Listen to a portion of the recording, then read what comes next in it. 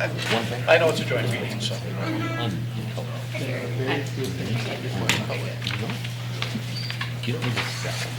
think I got two. Oh, I think she had this one on the package. So is this. I got two of these.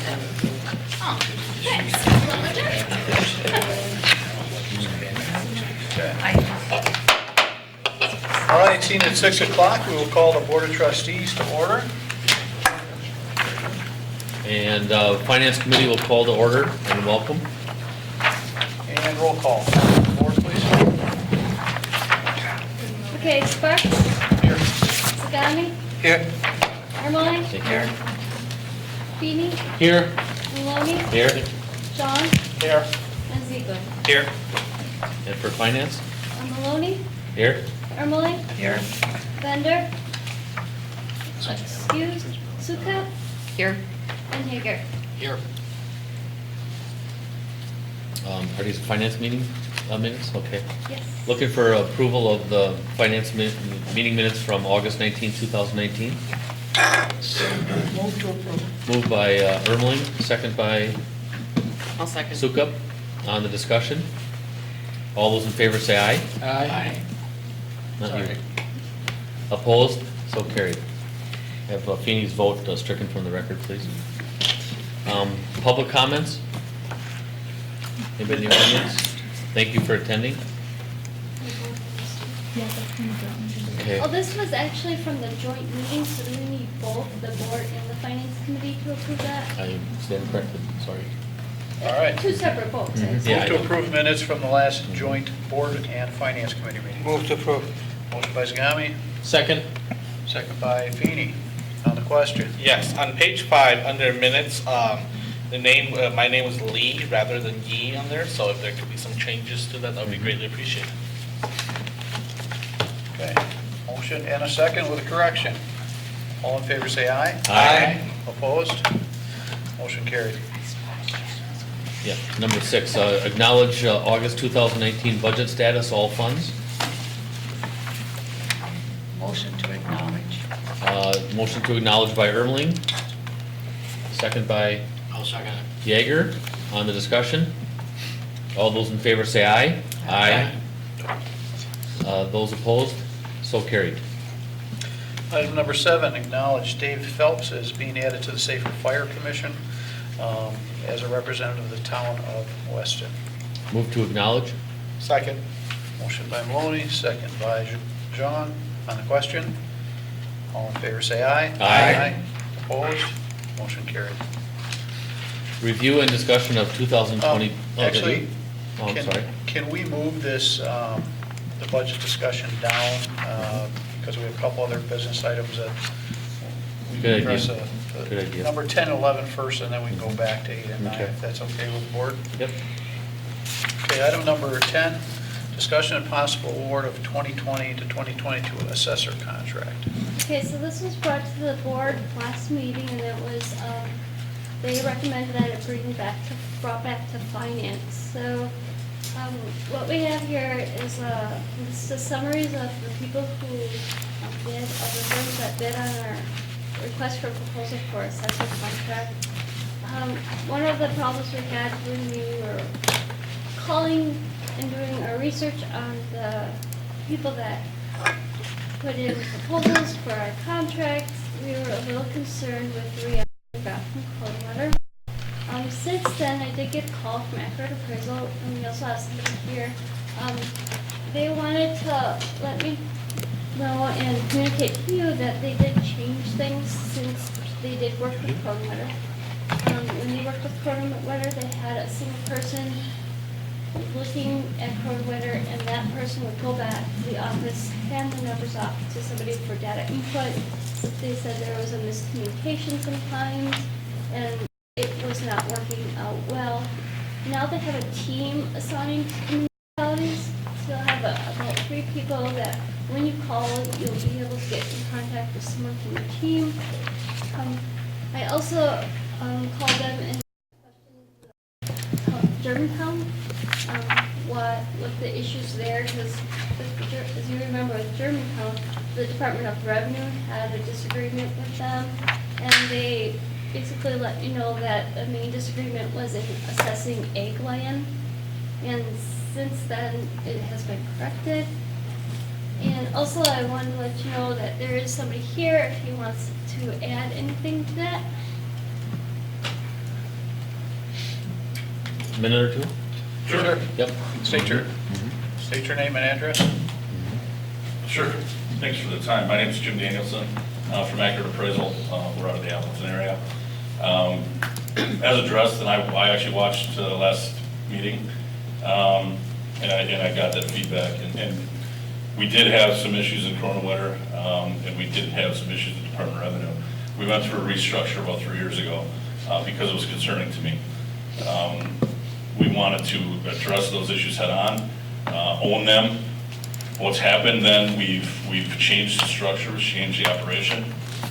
It was actually probably the best thing that could have happened to us in our organization.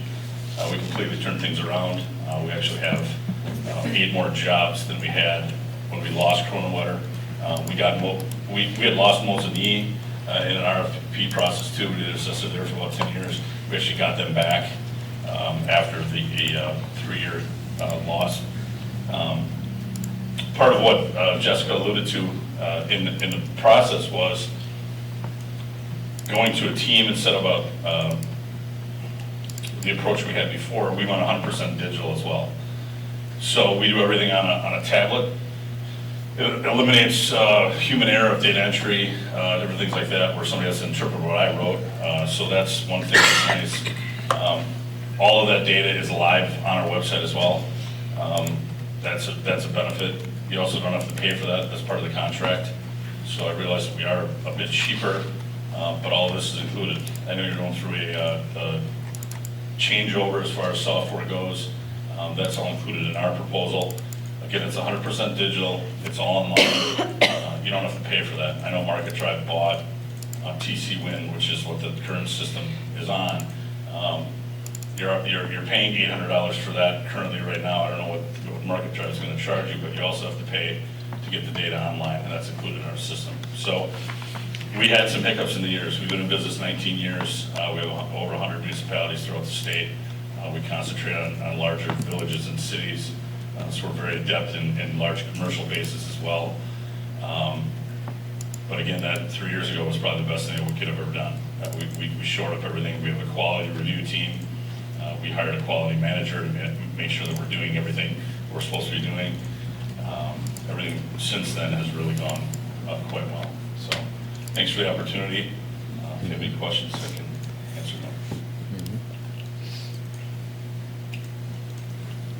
Finance wanted this, is this in finance or is this BOT? This is finance. Okay. It's gonna be, we're looking for a recommendation from the finance committee and then the approval or From the BOT. decision from the board. So Okay. I got a couple of recommended languages for the actions. It's up to you, what you want to decide on.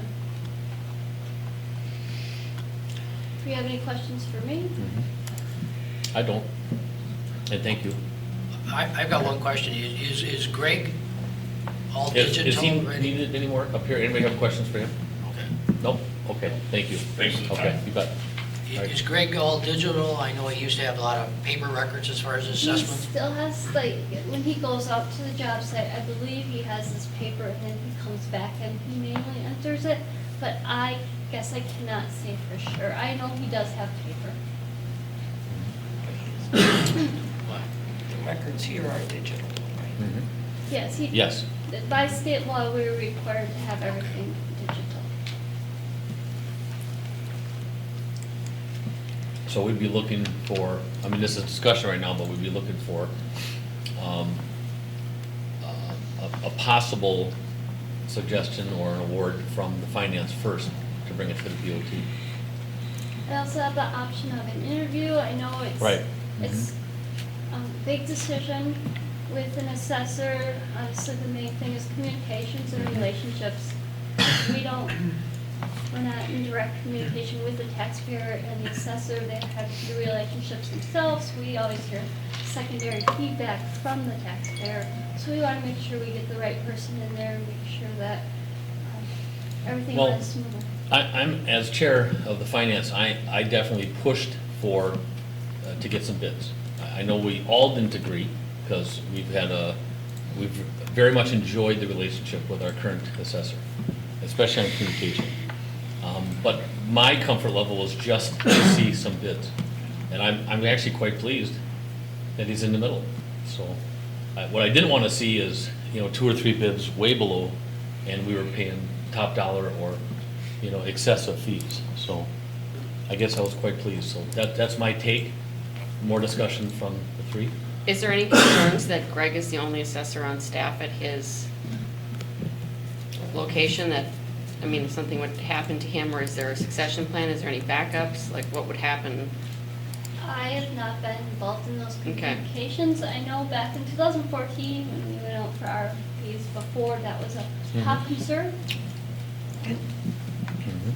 Didn't he then kind of work with his, I want to say his uncle or his brother, or that they were actually, there was, if something did happen, there was someone else that could help out at that time, as I recall? That was, Because, I don't remember.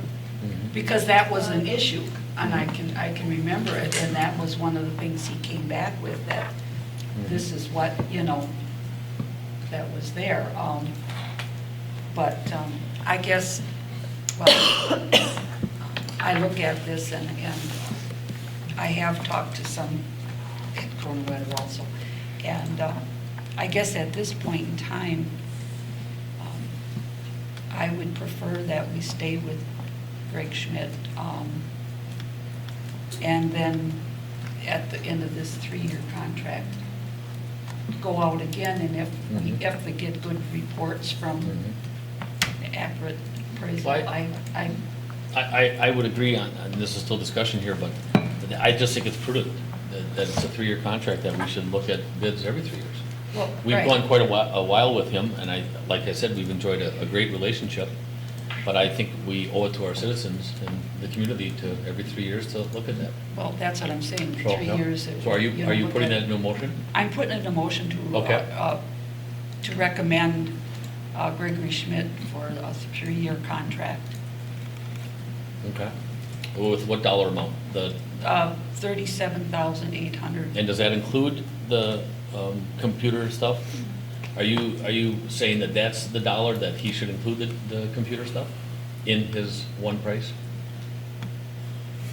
I have to look at his contract. Because I didn't realize there was additional. I thought the contract was a contract. So is there anything else additional other than the computer software stuff? For Greg, I believe we do a lot of the mailing stuff. Okay. So we would be in postage. I know Mhm. other firms, Mhm. they're not going to necessarily come here and do their Right. mailing stuff. Okay. So just restate again. I think right now, Per his bid, I guess. Okay. I guess is what Okay. I I'm mean, saying. in the bids that were submitted, it's detailed out what is included and what is not. okay, It's $800 A year. for software. okay. Greg Schmidt. Okay, is there a second? Anybody else want to second that? I'll second it. Second by Yeager. On the discussion? All those in favor say aye. Aye. Aye. Opposed? So carried. You want to go to BOT right now, or? Yes. Yes? Okay, looking, you've heard the discussion, looking for a possible motion for the Board of Trustees in regards to the appraisal. Move to approve? Second. Motion by Maloney, second by Zagami. On the question. I just have a question for Jessica. I noticed that you mentioned that we pay for postage, Yes. how much does that typically usually come out to? Because, that could vary anywhere from 59 cents to thousands of dollars. So I guess I'm just kind of curious as how much we pay for it. I guess I don't know offhand. I think just like a couple $100. It's not, it's for all the, obviously it varies about how many assessment letters he sends out. And then, yeah, that's about it. Mhm. Personal property tax. The only reason why I brought that up is because if we were to be paying thousands of dollars, you know, Right, makes the $37,000 would actually, per year, would actually go up to around 40-something thousand dollars. So I just wanted to be clear. So, Okay. Okay, a motion and a second. Anything else on the question? All in favor, say aye. Aye. Opposed? Motion carried. Thank you. Thank you.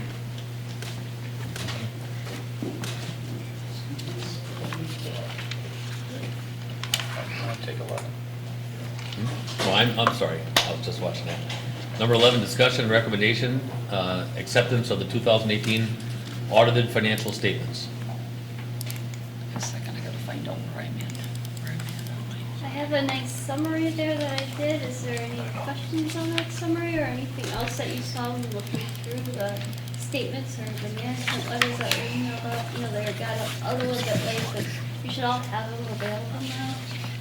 That was my question. I must not have seen, maybe those didn't come to the finance committee. Jenna emailed them out just now. Oh, okay. Ah. Because that was gonna be my Yeah. question, was there anything Yeah. in the management letter? I could bring it up. I started reading it and then I ran out of time, so. Came Can you late. bring them up? Yeah. Okay.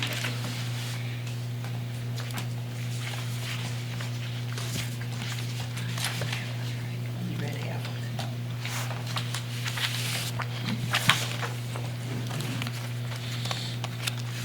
The majority of those letters is just standard information. I guess, do you remember there being anything in there about internal control recommendations or anything out of the ordinary? The new Gatsby's were in there.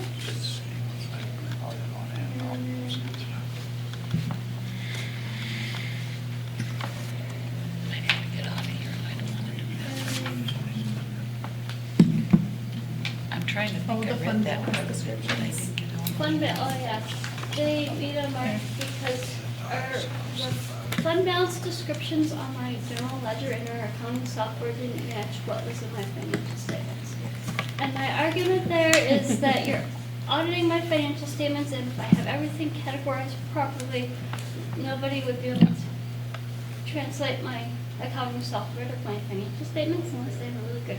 I agree with you. That was the main thing. Yeah, but internal control, I don't recall seeing anything that it was adequate. I want to say nothing. Well, they usually would say if Yeah. there's something, if there's an issue, like they would talk about it. Yeah, that, I don't recall. Like in reading that section that Jessica was talking about, usually they would Right. say if there's anything. One of the things with this audit firm, they're not big on management letters. Okay.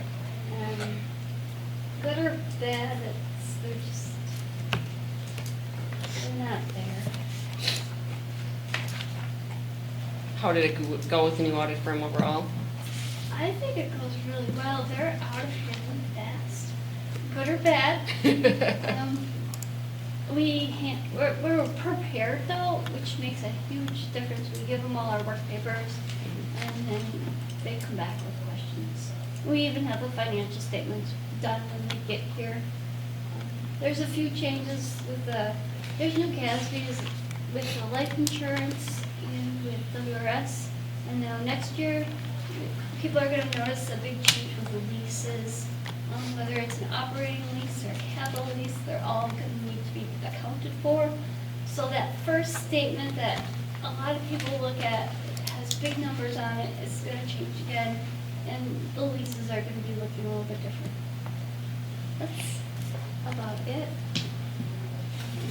Again, the main concern, I think, with a lot of the board is the fund statements and fund balance in our general fund statements increased to $1.9 million last year. That's a huge increase. Last year's increase was 281. Majority of that increase is because we're now cash flowing in our TIFs. Debt service was negative last year. The balance was $483,000 deficit. That will be turned around this year. So those are the major concerns that, if you look at the fund statements, they stick out. Utility statements, again, we are doing okay. We had our rate increases in water and sewer the loss in the water utility, it was a book loss. Meaning that the cash still went up, but we recorded a large loss for meter removals. So it's a paper entry. We removed these meters before they were used to their full life. Any other questions?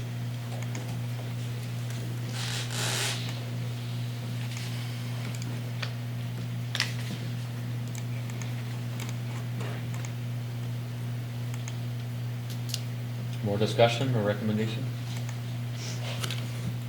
I'll make a motion to approve, to accept the 2018 audit report. Recommendation by Yeager, a second by I'll second. Sukup. Any more on the discussion? Hearing none, all those in favor say aye. Aye. Opposed? So carried. Okay, and for the board, looking for motion. Second. Motion by Jean, second by Maloney to accept the 2018 audited financial statements. On the question, all in favor say aye. Aye. Opposed? Motion carried. Okay, now, let's go back to item number 8, I guess for both bodies, the review and discussion of 2020 budget.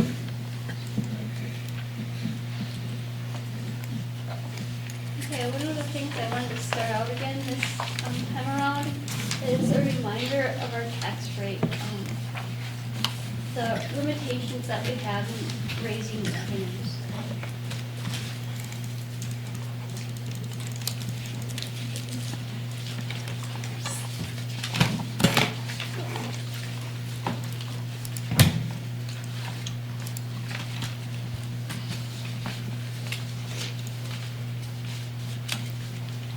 So a couple of board members went to the levy limit workshop, and this is just to remind us where we're at and which direction we're heading. So we're looking at budget year 2020, levy year 2019. This is the calculation that we need to go through every year because the state limits how much money we can raise to fund our operations. With the formula, it gives us last year's levy, and then it comes down to the amount that we can raise because of net new construction, and then it has the amount applied to. And then we get down to levy limit before adjustments, and have our debt service exemption, which calculates to our allowable levy. Our allowable levy is broken up into 4 different things. The general fund, debt service, aquatic center, and capital improvement funds. Those are the 4 funds that we levy monies for. And depending upon this number that we want to put in for debt service exemption, it'll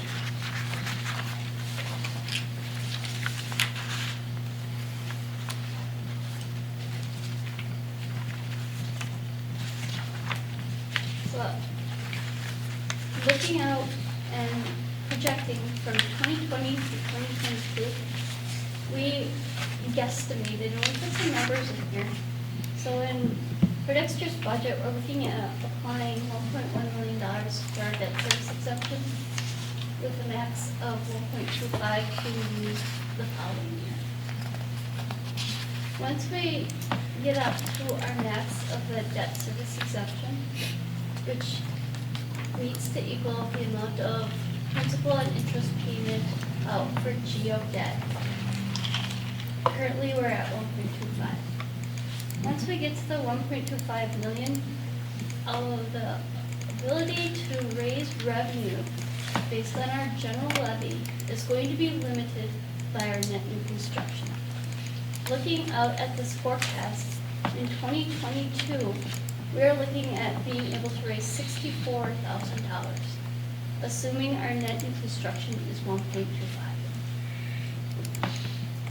The state allows you to increase your levy for additional debt payments. So if we would go issue new debt and we'd have debt service payments of, say, 1.5 million, we could increase this 1.25 here to 1.5 million, and we could raise an additional $300,000. 314. But we can raise that to that limit only to pay off debt, not to pay operations. So that's something that when we're looking at this year's budget, we need to make sure that we're comfortable with what we're doing this year and looking out for the next couple of years to see, okay, are we gonna take some of the hit or hard decisions this year and maybe next year? Or are we gonna push it out till 2022 and see if the state's gonna give us some more options besides debt service exemption? So that's where I wanted to start it, and I guess I'm ready to move on to any other topic. If we wanna go straight to departments, if we wanna look at some graphs of some expenditures that we've been working on. I guess I'm open to suggestions. Want to delve into the departments right away? Well, I guess I'd like to, Cap, you've got budget requests from all the various departments. Yep. So where would we be, I guess, Let's go back to the if we packet. approved all those, what are we looking at? Okay. And what do we need to reduce to get down to our budget?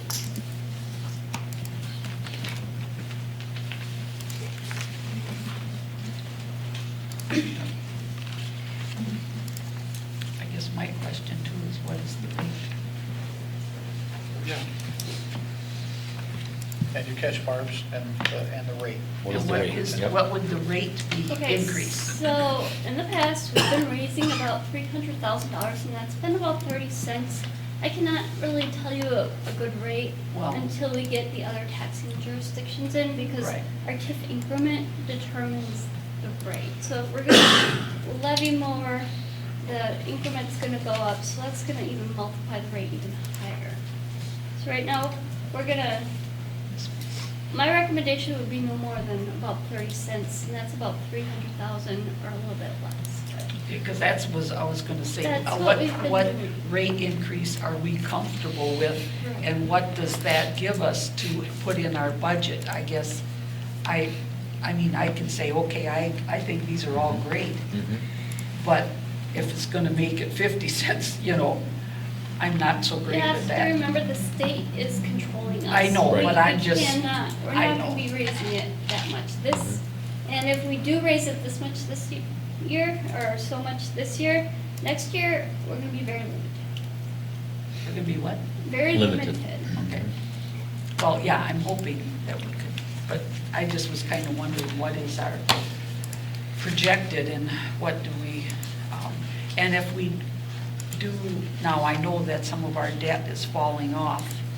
What's it, next year or year after? We need to issue more debt to maintain our debt service exemption at 1.25. I know that's not gonna be a problem, because we were looking at a CIP plan to borrow this year. We have a large project, the Weston. Okay, so we do have enough money that we're gonna be borrowing to keep our, Yes. okay, that was, because we don't want to lose that. So the first sheet we have here, there's a couple different options. We have revenue option 1, using 50% of debt service exemption. And then option 2, using 100% of debt service exemption. If we use 100% of debt service exemption, we'd be able to cover all requests with an excess of $3,000.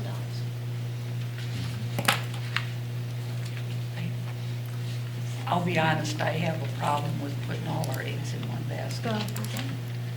Because we don't know to handicap ourselves so much next year. This represents all requests. And that's page 50 in your packet. 15? 50. 50. Yep. Thank you. there's not much change from last time when we were showing it. We do have, they're still all estimates. We got estimated Everest Metro and estimated Safer. Safer, we used a 6% increase. This includes an extra officer? Yes, it does. Okay. It also, there's a summary on the bottom. It's a $5,000 reduction due to current trends for our attorney. Presidential election is an increase of $26,000. We have a decrease in the finance department because we're sharing staff with the clerk. And Everest Metro includes moving $86,000 to capital for squad cars. That's something that we talked about before. In order to fund everything in the operations budget, we are looking at moving our squad cars to capital and paying them out of, I'll call it, different pocket of money. I mean, that still would come out of the out of Everest Metro budget though, right? I mean, No, the it's in there. the payment for the capital. And I guess my question is now, how much do you spend on squads now in your budget? Just because I don't feel like digging all the way through here. So A year? for 2 new squads and an unmarked each year, last year I'm planning on keeping about the same as 110,000. Okay, so you're looking at 86,000, as I recall here? Yep. Okay. Going to capital, so that would make your payments, I assume, less. Wouldn't affect me at all, it's the same amount of money, it's just how the village of Weston is paying. Oh, how we're paying, okay, Yeah. I'm It's sorry, actually that, split. you lost me, I thought they were going to, kind of No. like, village would borrow it, but they would pay for it, No, okay, it's all right, I was the way wondering. that the village is going to pay for it. We're taking it out of operations and we're putting it over to Okay, capital. so then we have to increase our spending on, We're gonna be looking at using I'll call it the few tricks with the debt service exemption. What we can do is we can borrow for it 90 days prior to year end, Okay. and then we'll pay it. okay, because that was gonna be my next question. Yeah. How long are we taking these debts out for? Because I can see ourselves all of a sudden compiling debt upon debt just for I don't want to say maintenance, but technically your squads are maintenance because you redo, you turn them over every, couple of years, so, but, okay. For 2020, we're looking at not actually borrowing, but we're gonna be using the revenue that's in the CIP fund to pay for that. But going forward, eventually, when the revenues get a little bit tighter, we won't have that and we will be borrowing for it. Okay, but it's kind of like the county does, they borrow up and then within Right. the next time frame around, Yep. they pay it off. Yeah, okay. Okay. That answers that question, because that was bothering me. All right. Our option 1 includes $100,000 that's requested for street maintenance. We also increased the salt budget by $25,000 and gas by 10. Can I, Michael? Oh, there's one. I'm going looking, I've got the screen right here. Can you explain, I know we've added street maintenance, to your budget over the years. The 100,000, can you kind of give me a, Yeah, I guess that'd be similar to this year where $100,000 of the asphalt overlays was paid out of the capital funds. okay? I guess in lieu of that, I guess I'd put it back in there just to reserve it. If that got kicked out as a CIP, similar to maybe the squad cars, I guess that would be an option, but just didn't want it to get lost in the shuffle, I guess, as we Okay, go this through has it. been all part of your budget in the past, Yeah. as I recall. And then I know we did something different last year, and I couldn't remember. Yeah, so I mean, right now we have about $180,000 in the budget for asphalt overlays next year, I guess projected. So, just wanting to, I guess, make sure that as we go through the budget process, if that number was lower, then all of a sudden a CIP doesn't get approved for some reason, we had the funding there to complete those projects. So you have it here and in the CIP? Well, I guess we don't have a CIP for next year right now, Okay, okay. so. That's gonna be, it's a work in progress. We, probably in the next couple of meetings, we'll be bringing a CIP plus debt service. Debt service is not gonna be talked about yet tonight either, we don't have those numbers together, so. Because isn't overlay kind of considered a capital more than a maintenance? Yeah, I mean, you can, I suppose. I guess, let me chime in. I think that it's important that the board takes a little more of a global view before we delve into every department's budget. I just was looking at the increases. No, I get it. But, unfortunately, we can't talk about individual departments, until we actually talk about it overall. We know that the dollars are finite. We also know that $64,000 from our growth is not going to cover even keeping services status quo. It doesn't even cover contractual, wage increases. It's basically, if we were to go with what the state gives us, then our services start declining. And there's just not enough. So to me, the big question is how do we manage this, and what do we prioritize so that we can at least try to keep our service levels from declining. One of the things that I handed out, sheets from the Taxpayers Alliance, and Keith did too. So I guess if you look at this big sheet, and I think this is one that, Yeah, we worked on some statistics, kind of summarized out of that municipal facts 18 book. so I think it's important for the board to take a look, as opposed to just a year-to-year shotgun approach at the budget. We should say, how are we funding our various departments, and how does that compare to all of our comparables in the state? So this is from Taxpayer Alliance book. This is a current one. It obviously goes back 2 years, because it takes them a while for them to get all the data and put this together. But this is every community in the state with a population group of 12,500 to 17,500. So if you look at some of these now, the wild card on these is when you look at some communities get a lot more state shared revenue than we do. We know that Weston is kind of, on the short end of the stick when it comes to state shared revenue compared to some of our comparables. However, to me, two things that really stand out in this is public safety, both for Safer Fire and EMPD, are absolute lowest. I mean, they're at the bottom of the barrel in their comparables.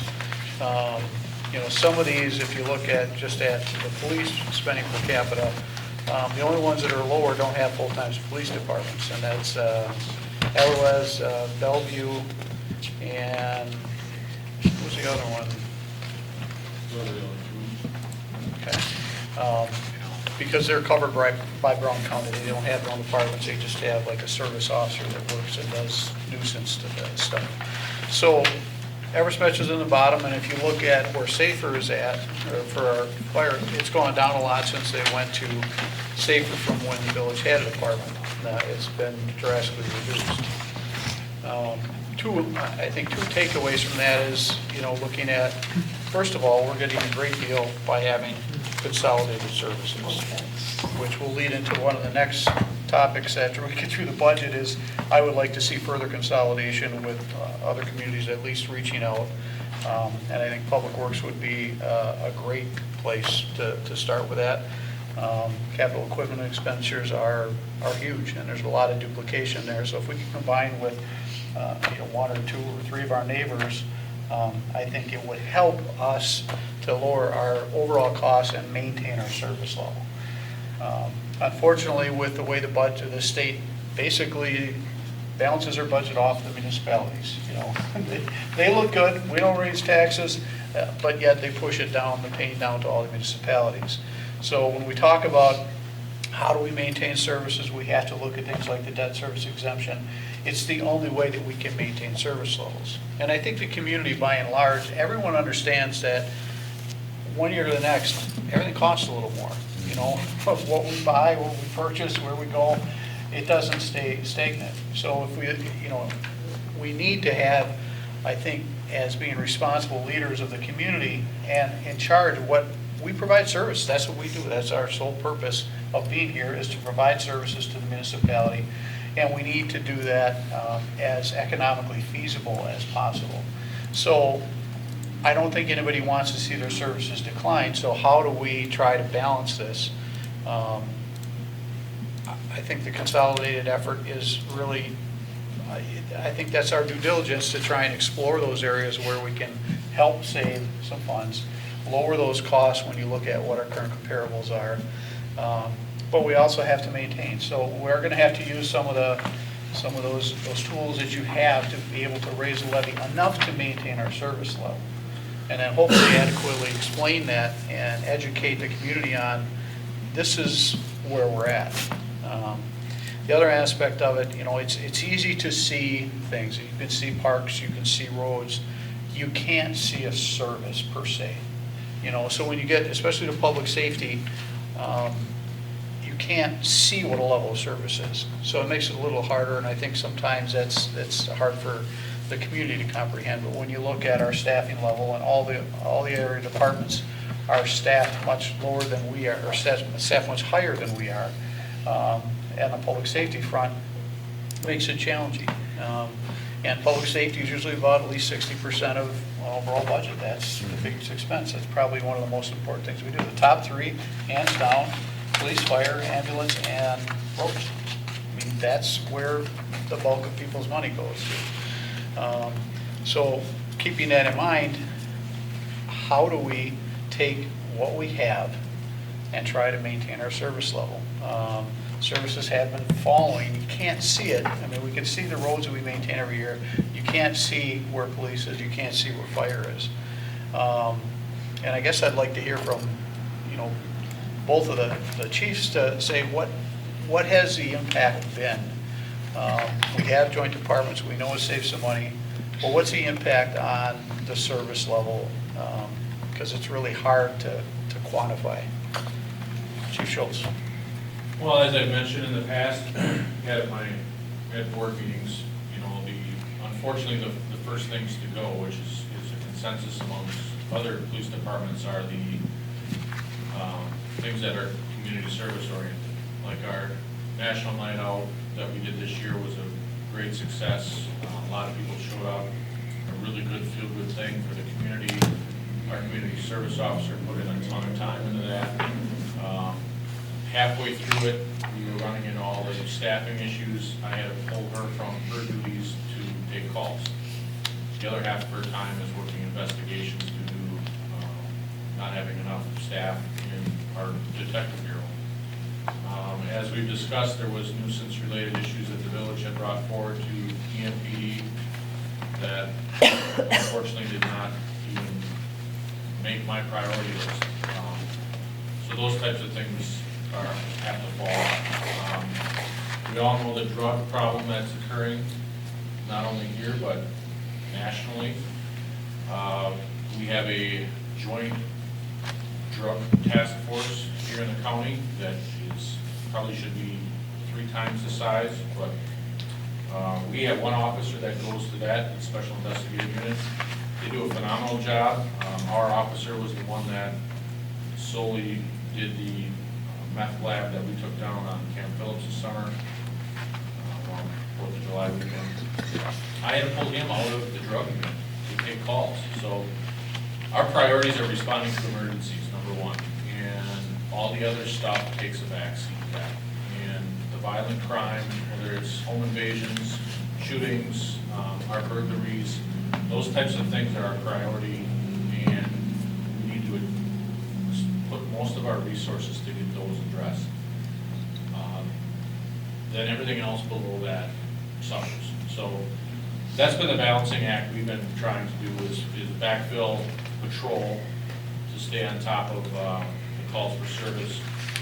And we all know, like I mentioned, mental health is a big issue for us. We're transporting juveniles and adults halfway across the state, like all the other departments are doing. And we can't do it with our current patrol staff. That's got to be backfilled with overtime.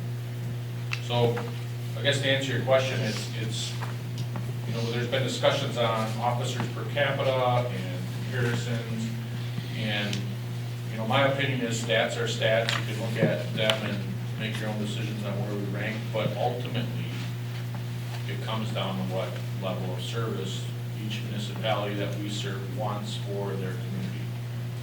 That's not up to me, that's up to you guys who represent the taxpayers. I believe my job is solely to just inform you of what you're getting for your tax dollars. And it's no surprise when I tell you today, because I've been telling it all summer, that our proactive activities are declining. We are getting traffic enforcement, that's more on night shift. Our day shift is going to calls. Really, that's it. 3 cops on the road is, in my opinion, I don't know. The officers will tell you the same. We had some anomalies this summer, but honestly, we go through these things every summer. We have people on FMLA every summer. We have vacations and trainings. We put off training all summer because any training opportunity would have cost overtime. So all those things take a backseat to the calls. So that's where we're at as a police department. We're becoming more reactive. And once you lose your proactive time and become more reactive, it's very, very difficult to get that back. So again, that's up to you guys to decide what level of service you want. In all our rankings and police, we're at the bottom. We have been at the bottom. The boards, the committees have been notified of that. Since President Sparks was the chief, none of that has changed. But we're seeing more of the violent crime trends, as you can tell by watching the news. We just didn't have that stuff 10 years ago in our communities. When I worked the road 10 years ago, I didn't respond to shootings and this many type of mental health related issues. We didn't have these types of burglaries that strung for weeks on end. So, and the expectation from the DA's office has changed. The expectation from juries has changed. It's not always the call numbers, it's the amount of time we spend on calls, and what the expectation is to get a resolve to a case is much, much greater than it was 15 years ago. Chief Savage. So, just to give you a little history, 2014 we formed SAFER, and we have representatives from Weston and Rib Mountain that sit on our board, and they oversee operational tasks and budgets and things like that. And they help a lot. The interesting, unique thing about probably myself and Chief Schwartz is that we make recommendations to our SAFER Board of Directors for what we need, but then it also comes to Weston Board and to Rib Mountain Board. And Rib Mountain Board has already cut what we requested for next year, so we're already in the first phase of cutting with them. There might be more, I don't know. The fact of the matter is this piece of paper right here, this very long piece of paper, is fantastic to look at when you look at where SAFER sits. So I realize this is from 2016. SAFER was in full operation in 2016, and we were at $37 per capita. That's fantastic. That's why we consolidate services, because it works, because it saves money. Now, if you look at neighboring municipalities, Schofield, for example, is at 160 per capita for a completely volunteer service that staffs a few people during the day. We are a combination department. We are one of 2 ambulance accredited critical care paramedic services in the state of Wisconsin. We staff 2 firehouses 24/7. And if you look at these comparables, there are 2 municipalities that run more call volume than what we do at SAFER. Wausau and Stevens Point. We are very much even with Marshfield as far as call volume per year. How does that correlate and what does that mean? These departments, Marshfield is Career, Wapaka, Anago, Merrill, Rhinelander, Rapids, Wausau, Shawano, Point. The only one that is cheaper to operate is a 100% volunteer fire department just down the road in Cornwall. And we cover their ambulance service, so we're in Cornwall twice a day. Why do I bring this up? Because the problem that Safer has is the same that Chief Schultz has, the same that emergency services have throughout the United States. It's no secret. People don't want to do this job anymore. People don't want to be a police officer for what they see and the stuff that they can get into, and people don't want to volunteer for your local fire department. It's not about neighbors helping neighbors anymore. It's I'm going to get paid for everything that I do. Okay, and when we're running the call volume that we're running, we're burning these people out, and we're losing them because I can't hire them full time. I can't give them benefits. So they're getting trained up by us, and they're going to places that can, like Marshfields and Wausau's. And I can't tell you, I was at a mutual aid fire in the city of Wausau when Always Blooming or wherever the downtown floral place caught on fire. And I got there at 3 o'clock in the morning. There were 14 people that used to be Safer employees on that fire that worked for the city of Wausau. At shift change at 6:45, another 7 came in that used to be Safer employees. Those are the people that we've trained as firefighter paramedics that, bless their heart, want to do it full time, and I can't keep them. It's a national crisis. I'm not saying anything that you guys can't pull up on Google, and in 30 seconds, there's hundreds of stories about no one wants to volunteer anymore. I'm running on a shoestring people of, I have dedicated people that come in to calls. We had a structure fire this morning. I had 2 people respond off duty. And I had an ambulance out, and I had an ambulance call come in during the structure fire. So how many people were on that structure fire scene? 4. 4 people in an apartment complex. I just don't have the staff. So something's got to change. This is not getting any better. 20 years ago, we used to go down to the firehouse and order pizza and sit and hope that we would get an ambulance call for free. No one does that anymore. Nobody. If I can hire someone and bring them on part-time and keep them for 2 years, maybe 3 years before they get trained and go on to a place where they can get benefits, I'm ecstatic. And then I start all over. And then it takes me 18 months to 24 months to train them up. And then I lose them again. So Chief Schultz is absolutely right. It's a level of service. I am working on, it's no secret that Safer Budget has been I don't want to say debacle because it's not, but there's been a few things that we need to fix, okay, from when we started. I'm sure Jessica will shake her head and agree with me. We're trying to fix these. We're trying to get to where we need to be. But if I take my revenue line that used to be way up here and bring it to actual, which is down here, that costs me a lot of income.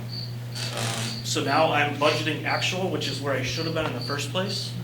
However, when I do that, I take $150,000 to $250,000 out of my revenue line. And then when I come in and ask for 8% or 6%, that's to maintain the services that I have now. And that is with a 100% wage freeze. No one's getting a raise next year on Safer because we can't afford it. The only thing that saved us this year from cutting more staff than what I'm going to have to do is health insurance. If health insurance would have came in higher than what it did this year, it was a godsend to get 1 point whatever it was for health insurance. If it would have been 10, I would have been taking 2 people off per shift. Right now I run 8 people per shift. Next year with this budget, and please don't think that I'm complaining about this. I have to pull someone off shift. So my daily staffing to next year is going to go from 8 to 7. It has to. And that's with 0% increase for anybody at Safer. That's just to maintain with what I have. I'm very passionate about what I do. I want to leave Safer better than what I found it. And it's a constant struggle. And to try to keep people and try to keep them coming in on calls and just trying to keep them keeping their pager on when they're not on shift. And then to come back and tell them I can't give you a raise. I've already, I've already taken heat on that, but that's just the way it is. So the level of service issue, that's, I can tell you exactly how I feel, and I'm very passionate about it.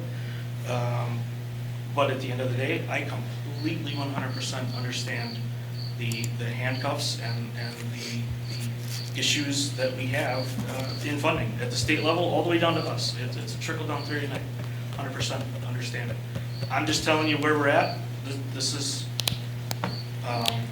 what does 3 people mean at Station 2 as opposed to 4? That means I can get 1 ambulance out the door. For most of the time, I have 2 ambulances out of Station 2, which is this one, Weston, back to back, all the time. Or I have a car accident and an ambulance call, and with 3 people, I can put 1 person in a fire truck, and I can put 2 people in an ambulance, and maybe I'll get 2 or 3 people to come back in, or I'm sending apparatus from Rib Mountain. And we know when Highway 51 and 29 backs up, how long that's gonna take, because it takes a long time. So those are just the facts, ma'am. So, did you? Oh, I was just waiting for President Sparks to reopen it. Okay. I'm done, I'm sorry, All I right, took too much time.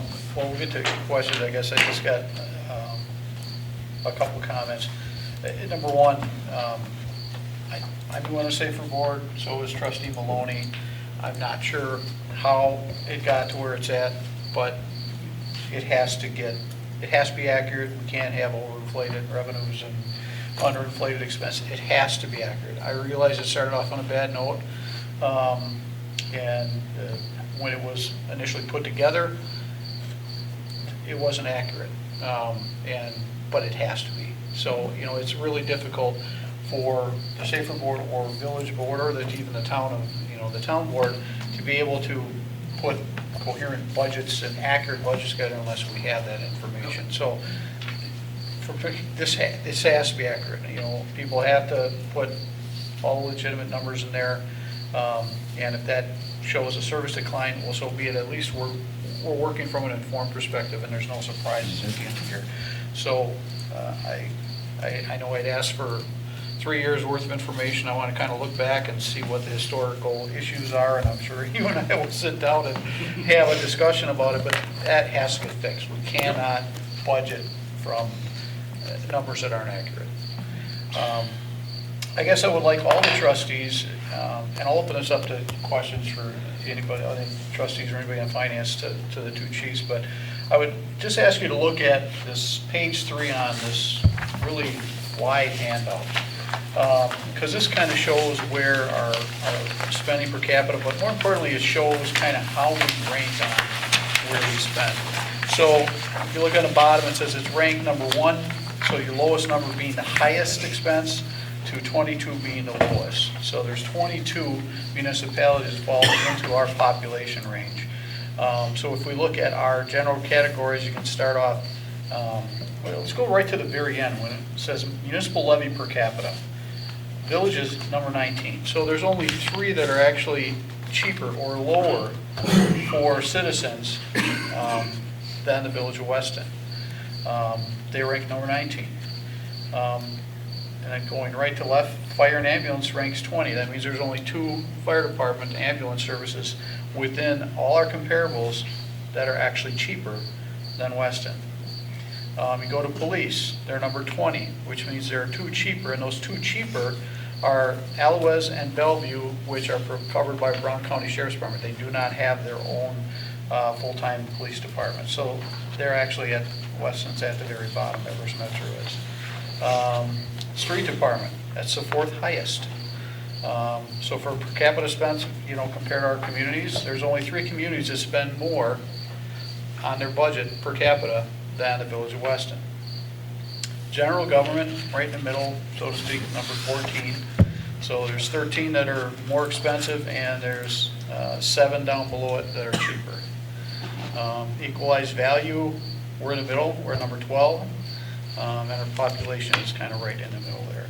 So we know that the 3 highest spending categories for every municipality is public safety, police, fire, ambulance, and streets. That's our 3 ones.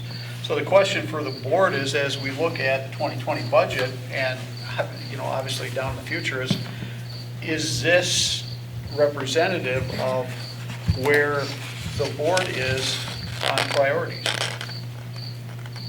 I mean, is public safety, is that prioritized according to what you feel it should be? And that's kind of why I led off the discussion with on the service. You can't see what a level of safety is for a community, from a police department or even from a fire department perspective. You can see streets, you can see when they fix things, you can see when you put in parks, you can see when you add physical objects, you can see. But that unknown thing that you can't see and you can't really hard to quantify unless you look at some financial numbers or activity measures is, what is our level of service? And I know just from my history as a chief and not having an increase in about 12 years as the village grew 25% and staffing maintained the same level, our service level decreased. It became extremely reactive and our proactive stuff has kind of gone out the window. You've heard from the two chiefs. Does anybody have any questions for the chiefs on any other comments? Any trustees? I guess my only one, and I hope you finally, you tried it for the last several years. Now this is for safer. You are budgeting your revenues now as actual, not inflated, correct? For 2020. Yeah, we've been trying to get to that. We've been, as we talked about in previous years, Barb, Yeah. I've been dropping it 5% because if I were to drop it to actual, which is what was asked of me to do for 2020, this is where I was at. So I knew that, I'd have to pull people off shift to do it, which is the reality.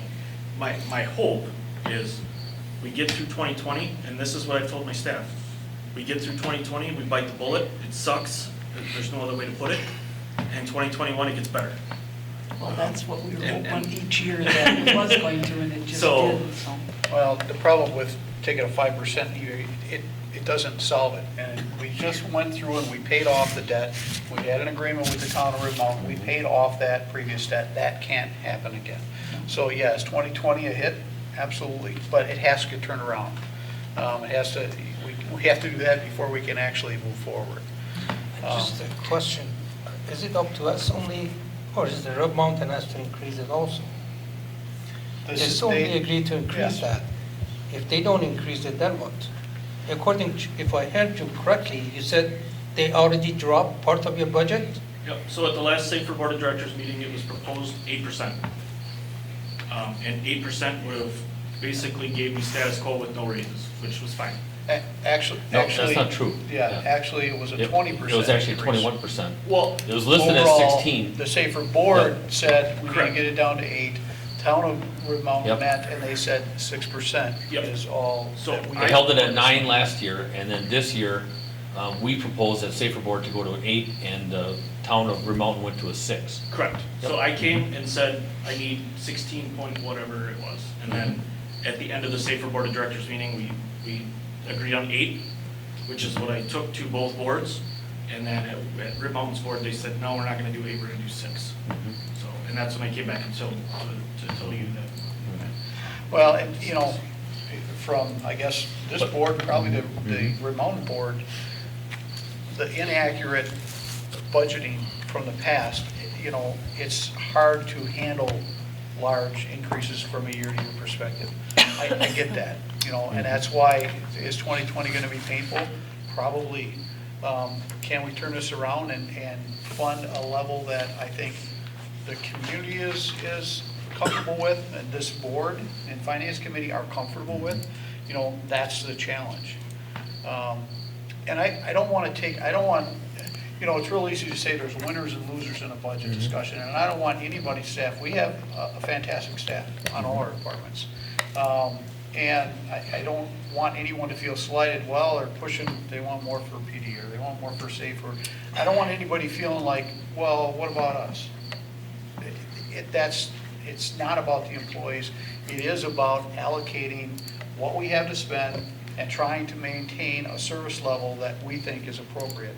So for any staff that's here, please don't take offense to any of this, as we have these discussions, but the board does have to make some priorities, Keith. So if I may just kind of follow up on some of the comments, and I guess I certainly appreciate your comment there, because the service level, it translates to everything, not just police and fire, and that's no disrespect to anybody, obviously. I mean, they're very important services, we rely on them, our public relies on them, but they rely on our other services as well. I guess we've not had a discussion like this with the board that I can remember. I mean, to try to really cut to the meat of, what is it we want to do. And I know our staff has really been desiring to do that at some point, because it certainly sets a direction for us. And that, we all need to do that. We need to be part of that.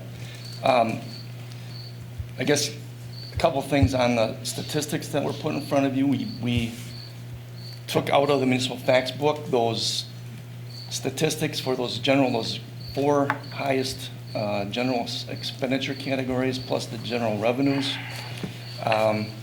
All of them are presented in a total in the population group and also in our region, the immediate area here.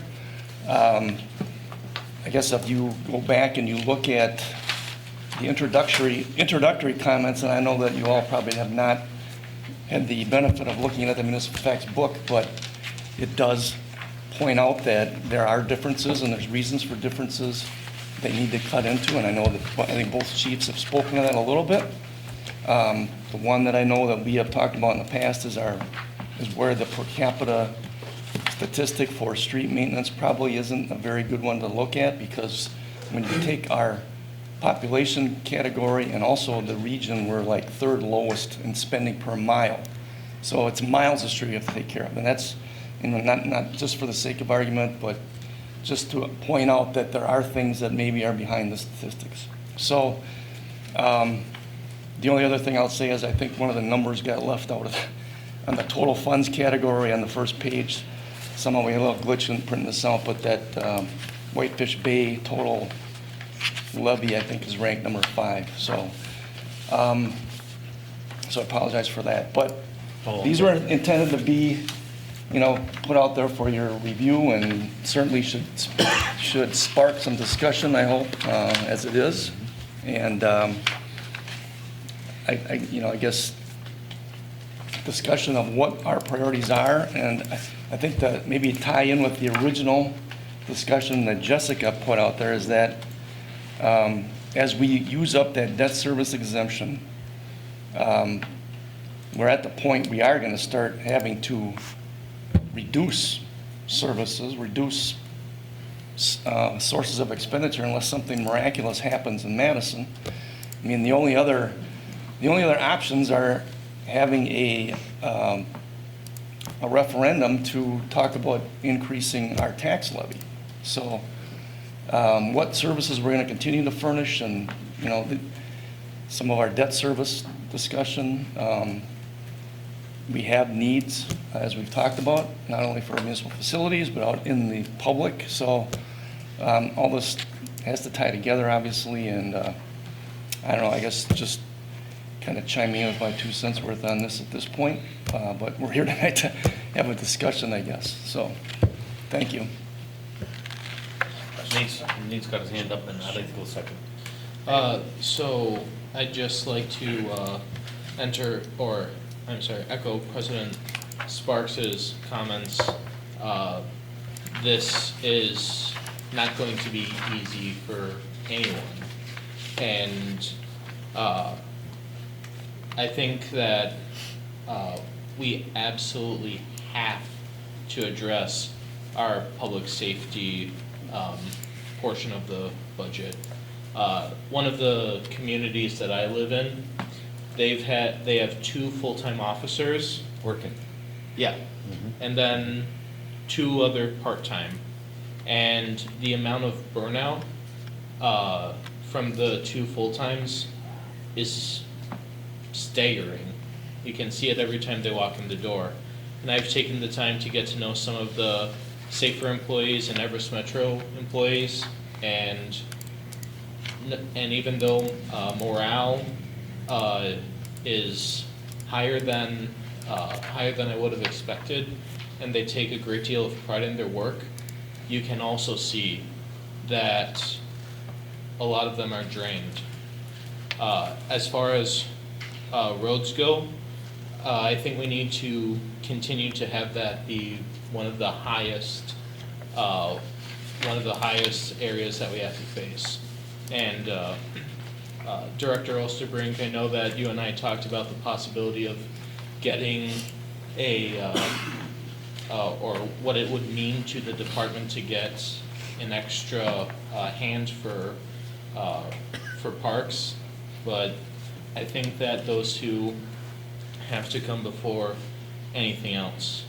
Our options are, to say limited would be an overstatement. Before we can't really afford to take a hatchet to anything because of the level of service that our residents rightly expect from us. So we can tinker here and tinker there, but I think we have to, as a board, seriously consider a referendum to surpass the property tax caps for public safety. And that may be the case, but I just want to address Keith there a little bit on this general sense of what we're talking about.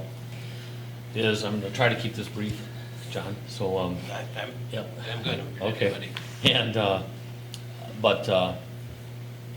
going to a referendum for a tax increase, it seems like it's such a simple answer, but yet I believe there's other ways of trying to find the solution. We've already done it in EMPD with a cost sharing, and now with SAFER. And I truly think there is a huge opportunity. There is no competition in these municipalities. Where I work in a private business, I only deal with competition. That's it. I would never share. I would never do anything with competitors of mine. We are not in competition yet. The 20, 25 years, 30 years I've been on and off this board, I've heard past boards, sometimes me included, talking about our neighbors in not so nice way. I'm not talking about anybody here, but I'm saying we're not in competition. We should be cost sharing. We should be looking at this equipment. I've heard in the past where a street sweeper, well, when we want to use it, then they're going to want to use it. Well, then we schedule the street sweeper. We schedule the backhoe. We schedule this stuff amongst 3 or 4 of our communities, and we start working towards a common goal. Now, for the staff to think, oh, now what? Now I'm gonna lose positions, we do it through attrition. We don't replace.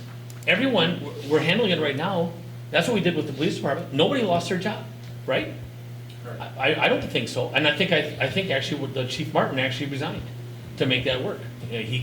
Whatever. I don't know. He stepped down. He stepped down. He assumed as part of the agreement. Yeah, that was part of the agreement. Chief, yeah.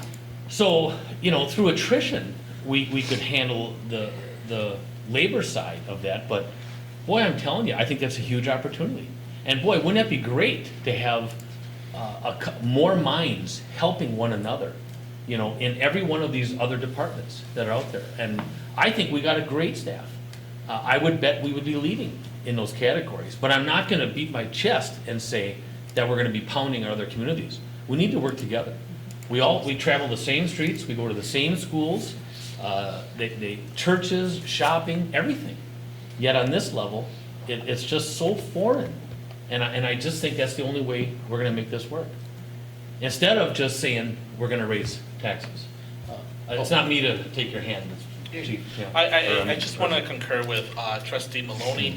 I know that the Wausau Marathon County Parks Department has also reached out and discussed multiple times about the possibility of consolidating Parks Department as well, due to the fact that it would not only make it more efficient, but also there's potential for savings as well. So I definitely agree that, whether it's us working with our neighboring municipalities or local government and consolidating services, because I mean, even Marathon County we all recognize the epidemic and the concern with public safety.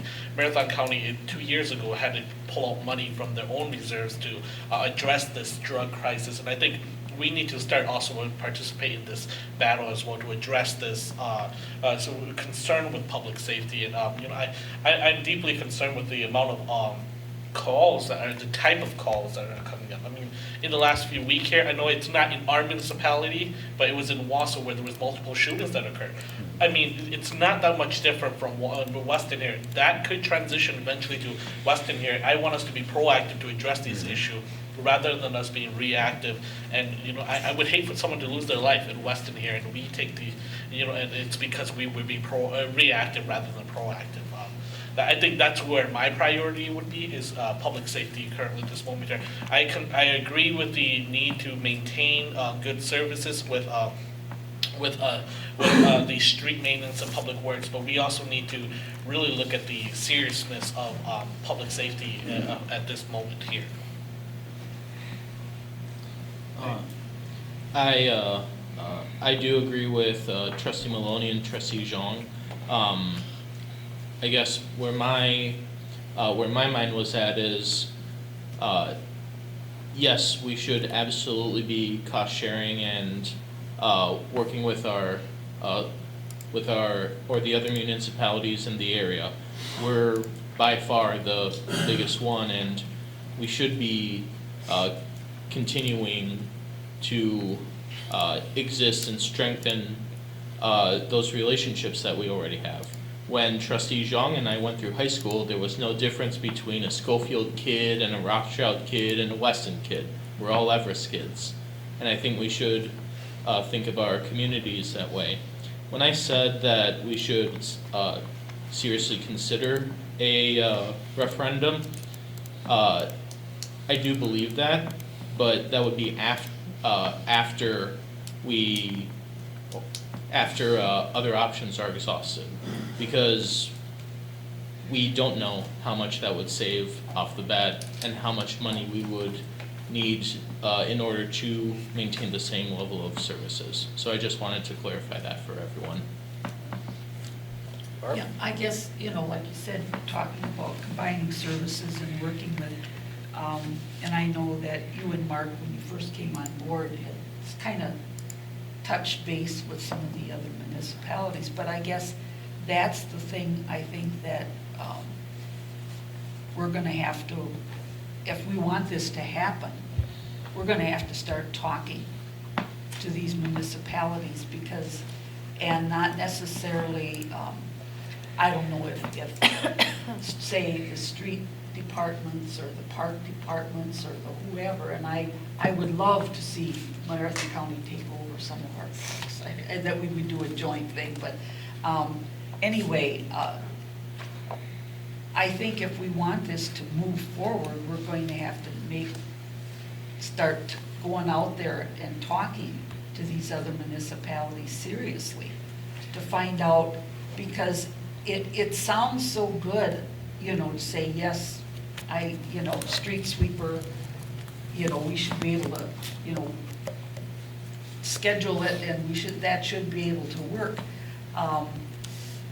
But sometimes I think municipalities start getting where they all of a sudden they start doing this, and it's Saying people don't like change, is that what you're saying? well, yeah, and it's hard to get them to change. I mean, it took, actually, I can remember when the Everest Metro was first being formed and talked about.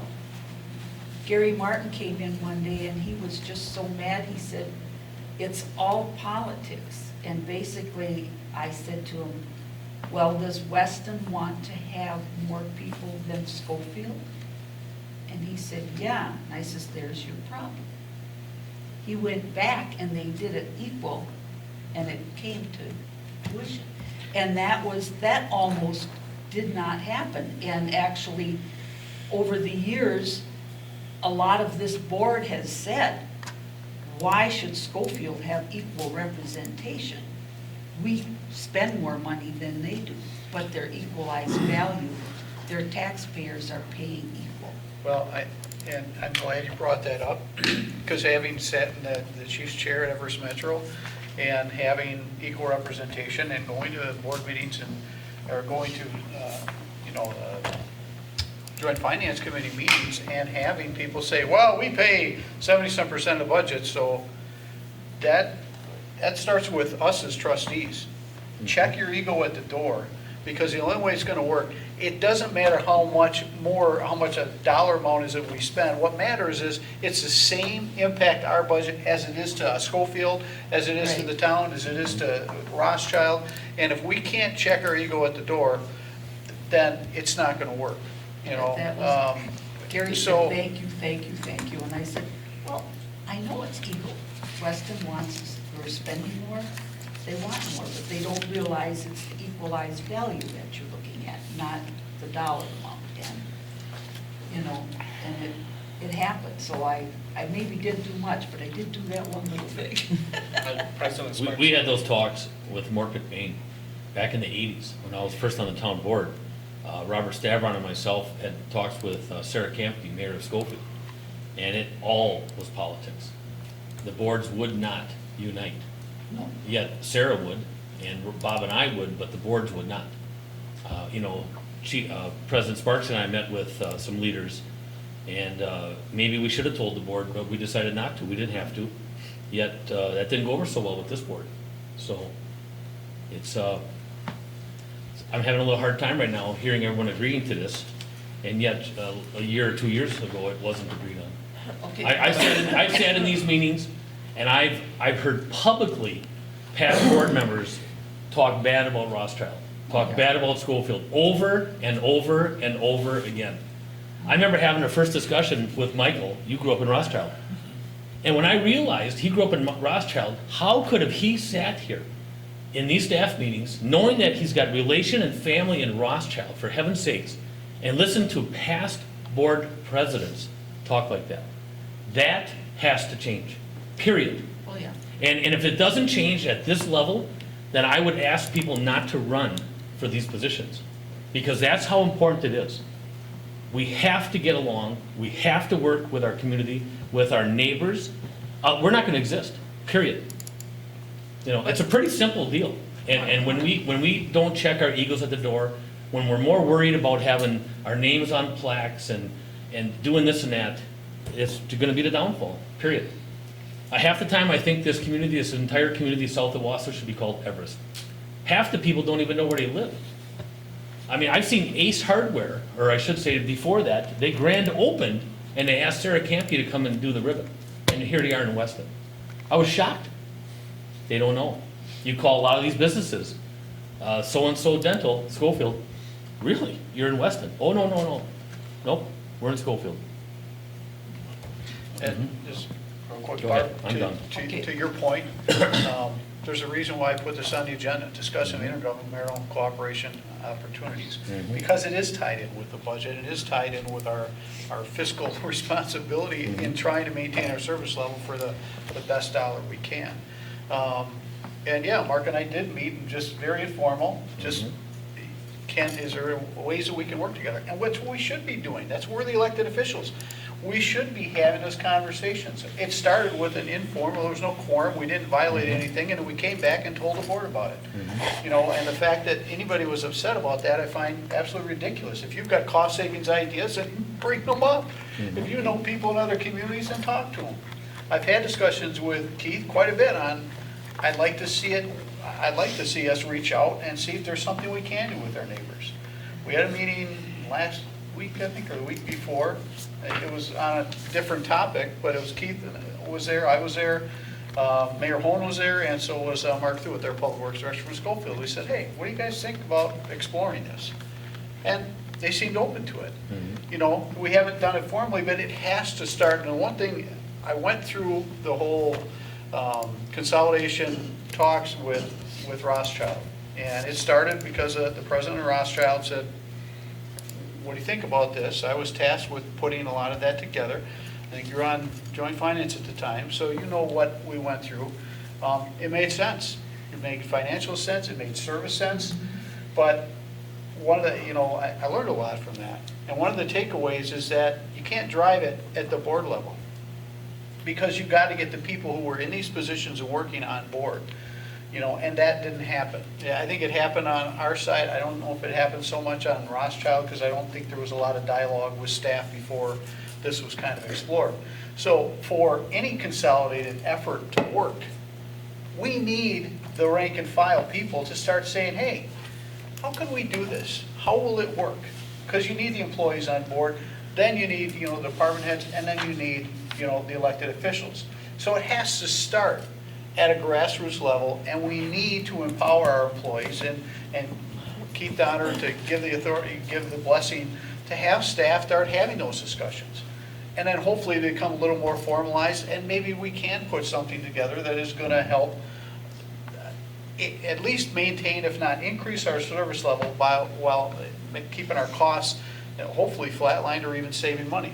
We know consolidated services work. Our two cheapest departments are consolidated. So our next largest department is Public Works as far as expenses go. Does it make sense? I think so.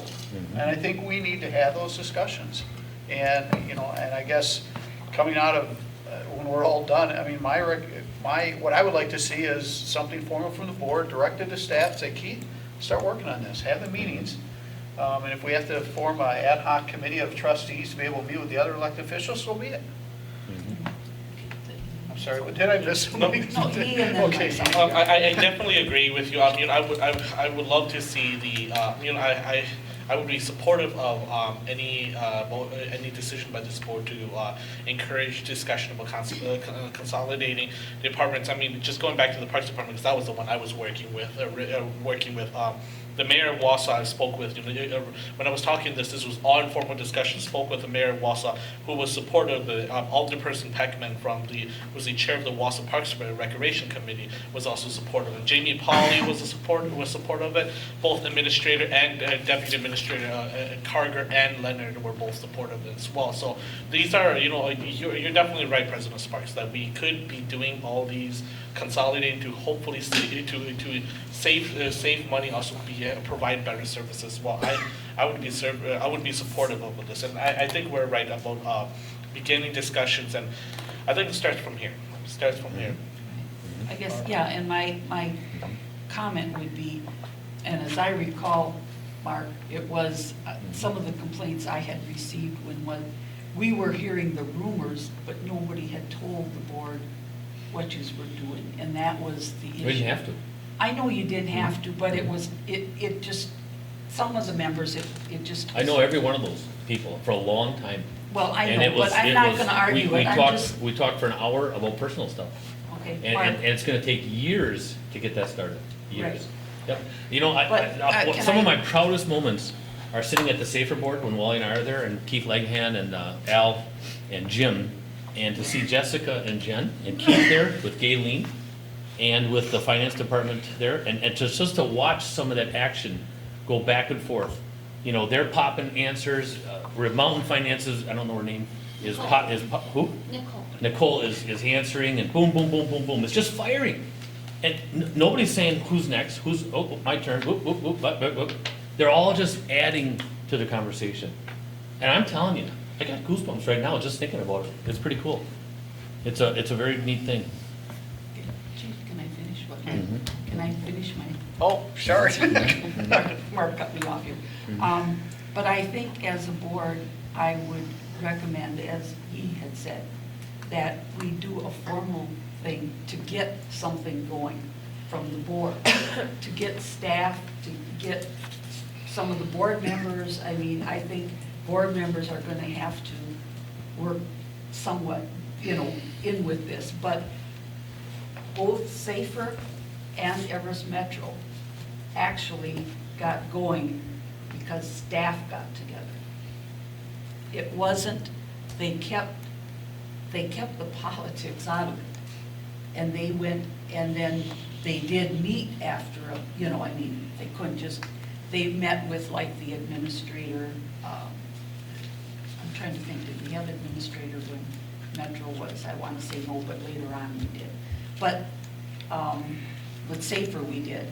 But I mean, yes, they did work with, after a while, some of the board members or whatever, and then they brought it back to the board, to talk about what they thought about and whatever. But we found, I think that it works much better if you let staff and politics are out of it. Yeah, but to Mark's point, and I agree, the trustees, the elected officials have to be on board. Well, yeah, There's absolutely nothing wrong with you reaching out and talking to them about departments, because you at least have to have the conversations with the elected officials and say, are you open to this? And then, yes, staff should drive it, and they should work in at the department head level and start trying to lay this out. And you're right, that's what it takes to make it work. Right. That's why the Rothschild one, it was elected officials drove it and staff didn't, and that's where it failed. But there's nothing wrong with any of the trustees. We come together as a board, we have agenda items, and we make decisions. In this case, we can give some direction to staff.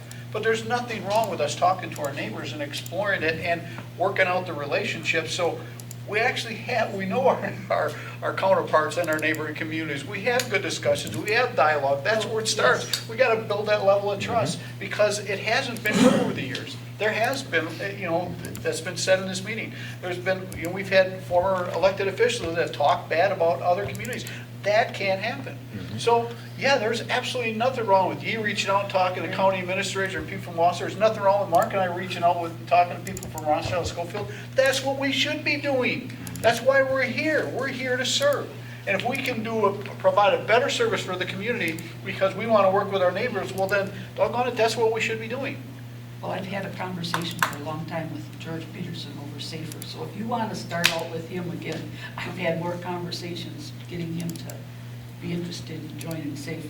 Can I have one? Keith had his hand up. Absolutely. I Oh, just go got ahead. one comment. I think we got off the subject Yeah. here. We're talking about the 2020 budget. Yeah. Now I we're know. talking about stuff that in the future, 10 years out. future Yep. budgets, Yep. that has nothing to do with Yep. our 2020 Okay, budget. sorry, So- Nick, we sidetracked a so little I bit. think we gotta get back. That is the next agenda on item, we current kind budget. of, we melded the two. Yeah. All right.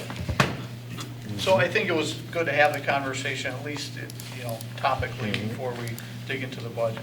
So I guess, Jessica, you laid out several options here. You want to kind of highlight those? So none of the options are perfect, but as presented in the packet, we have, and obviously this can be varied, we have 50% of Jessica, the can you talk into the mic or something? Sure. I don't Yeah, you know. gotta get a little louder over here. Just, Every so often, I miss a word or two that you're saying. Thank you, Brian, I couldn't hear you. You couldn't Okay, so either. as presented in the packet, 50% of debt service exemption claims would be the option one, and then 100%. So either are really perfect. The 100% of debt service exemption would increase it at $394,000 levy increase, which I think it's a little high. Option one, move $50,000 street maintenance to capital. So this is what would happen if we do that with each of the options. It would drop our deficit with the option one to 102,000, and if we use the 100% debt service exemption, it would give us a $53,000 surplus. Another option we're looking at is moving $100,000 of street maintenance to capital. That would leave us a deficit of $52,000 if we chose to only apply 50% of the debt service exemption. Would give us an excess of 103 if we applied 100% of the debt service exemption. Another option we are looking at is moving $50,000 of street maintenance to capital, and we'd be paying for the Badger books in 2019. We were looking at our estimates, and they're very favorable. Interest income came in way higher than we budgeted, and we also have a surplus in our shared revenue and one other line that we weren't anticipating. And I think we'll have a surplus in our pilot from the water utility also. We budgeted that a little low also. So we're looking at taking the surplus from this year and maybe pushing some of the expenses that we can, like getting our Badger books ordered, and we could pay for that in 2019. That would, if we use 50% of the debt service exemption, that would have our deficit of 52,000. And if we used 100%, surplus of 103. So those are the options that we were looking at. Obviously, they're just very large options, easy to see without getting into the nitty-gritty. Everything is table what we really want to do. I have a question. Yeah. Can you clarify to me the purchasing of Badger books? Just kind of refreshing my memory on this. Okay, so the Badger books are budgeted in the year 2020, and that is something that we could take out of the 2020 budget and buy this year. I guess that's why it would be a cost savings in the 2020 budget. Refresh again, Badger books are, For the election. okay, that's what I thought, but We bought Dick had half asked this me year, and I thought- and we're looking Yeah. at buying half next year, but with the surplus, we were thinking of putting it all in this year. okay. And that would save us money for 2020. Yeah. Yes. I mean, obviously, we could apply budget surplus, so another option is to take the money that we're saving this year and say, we're gonna spend it next year on the Badger books. Question for Director Wodowski. With moving $100,000 from street maintenance to capital budget, how does that affect your department? I guess it mimics what we did in 2018 here for, like I said, the $100,000 we put in there for the asphalt overlays. Okay. It just takes it out of the operating fund and moves it. So we borrow for it at the beginning of the year and it gets paid off, by the end of the year. So it's a. Okay, so kind of a budget gimmick sort of thing? Yeah, I mean, it's one of those options that, the state has if you use debt to fund it. You can do it that way versus having to use. So there wouldn't be any setback. There wouldn't be, it would be a status, it would be the same thing. Okay. Yeah. The only problem with that is if you're taking it out of the capital projects fund. That's on one time, so now all of a sudden, the next year you got the street maintenance, but you don't have money in the capital projects, so now you gotta levy more taxes to pay for the street maintenance that you normally had in the budget all the time, so that's a. Right, I live on the worst road in the village. I think it was supposed to be updated in 2012, but hasn't, I don't think there's been any meaningful, large-scale thing done since 2005. So I understand completely. Michael, with Yep. this budget, how many miles can you do overlay? Second. It's got about 6.7 miles. And these are ranked? Right. Right. Yeah, I mean, we try to get so I guess it's a mixture. For the overlays and stuff like that, we try to get the worst roads or as worst as we can. Nate's neighborhood is at a point where if you put an overlay on it, it's kind of a waste of money. It's only gonna last 4 years or so and then it's gonna fall apart. And so there are roads that need to be reconstructed that we kind of bypass. And there's other roads that, just, you wanna make sure you're trying to crack seal and chip seal, microsurface, those things where it's minor issues with the road right now, so if you can get it resurfaced, kind of conditioned, it's kind of like changing oil in your car. You just kind of want to keep going before you have true engine failure. So you don't use Pacer to rank them? We use Pacer, yes. Oh, you do? So, we chip seal, we try to do that with anything about a 7 or above. Once we hit a 6, a 5-6, that's kind of where we overlay. And anything under that, it's too far gone. So you're reconstructing and maintaining, you're not throwing all your money to the lowest of the Pacer scale. No. You're actually trying to dial it out. Yeah. To also keep the better roads better too. Yeah, For so- longer and trying to grab 10 years out of them and stuff. So yeah. typically, anything under a 5 in Pacer gets reserved for reconstruct Right. in the capital fund, and the maintenance is for anything kind of above that, a good road or better. Right, okay.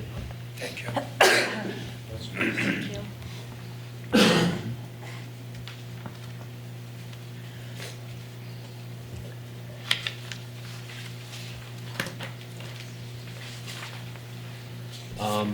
This is information only tonight, right? Yes. Okay.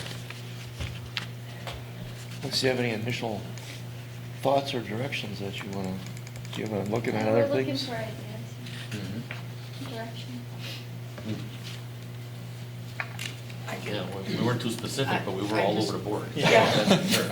I guess, I like some of the different options. I really hesitate on going 100% on our debt. I mean, that just leaves us really in a quandary for the following year. I would like to be able to work with one of the other options to see how they work. I'm not particularly particular which one. I guess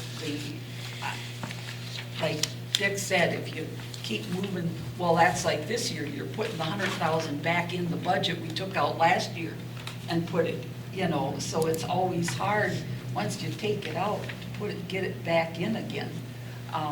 With But the way the levy limits are with the state, there is no way to get it back. The operations, the fixed costs, I'll call them, wages, benefits, electricity, whatever, those fixed costs are continuing to go up. And our operations levy, the levy that the state allows us to fund that, is going to be capped. It's going to be capped very soon. It's going to be capped by our net new construction.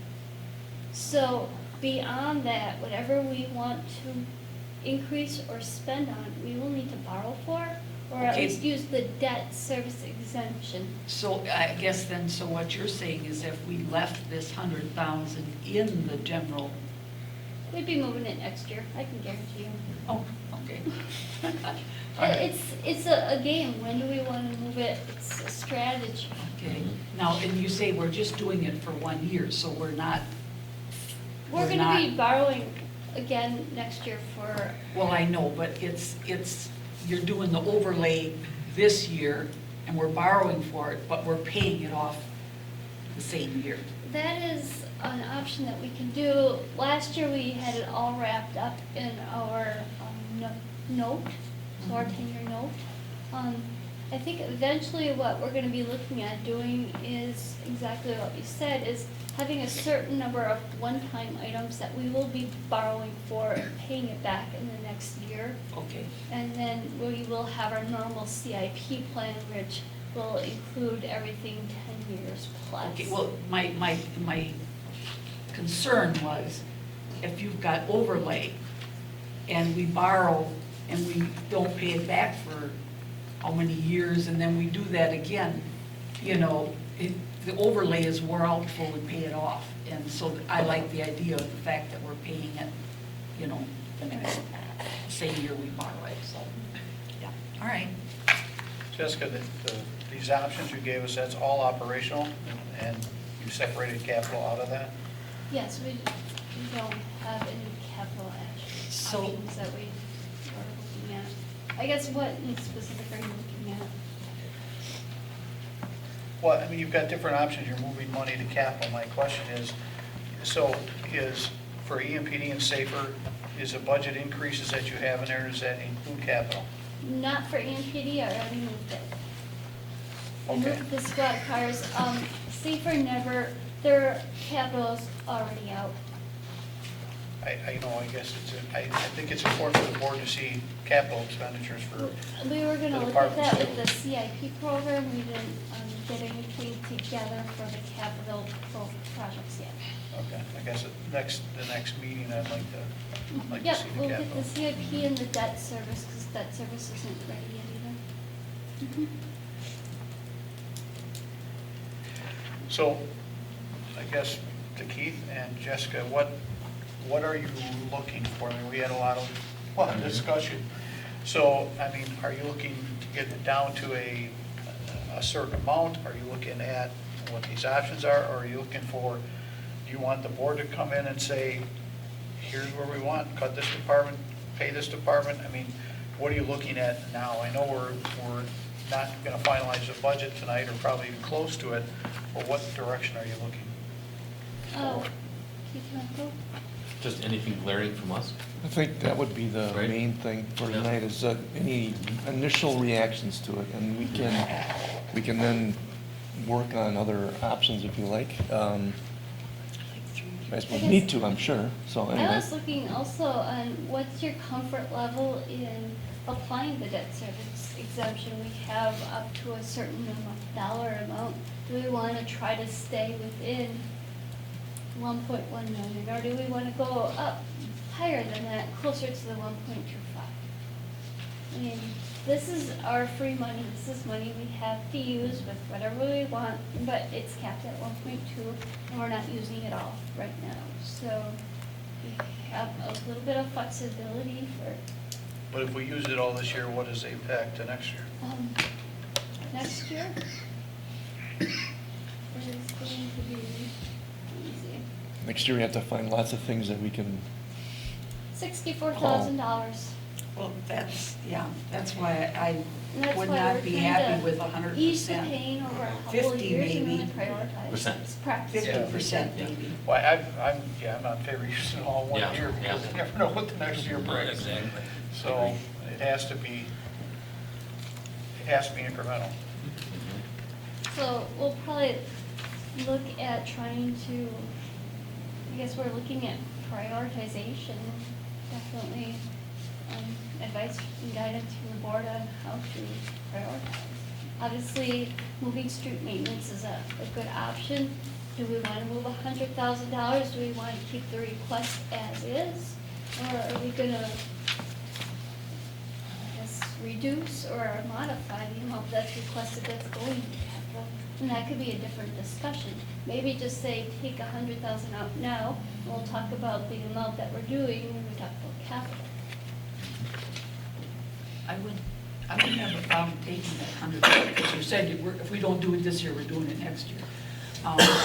That 100,000 out, and then you said those Badger books you were gonna pay for, Half this year, half this. that's this year. So if we did the No, no, no. 50,000 The whole and thing. did that, wouldn't that kind of balance it out darn You'd be close? within $52,000. Right there, Yeah. option 4, Option 4. yeah.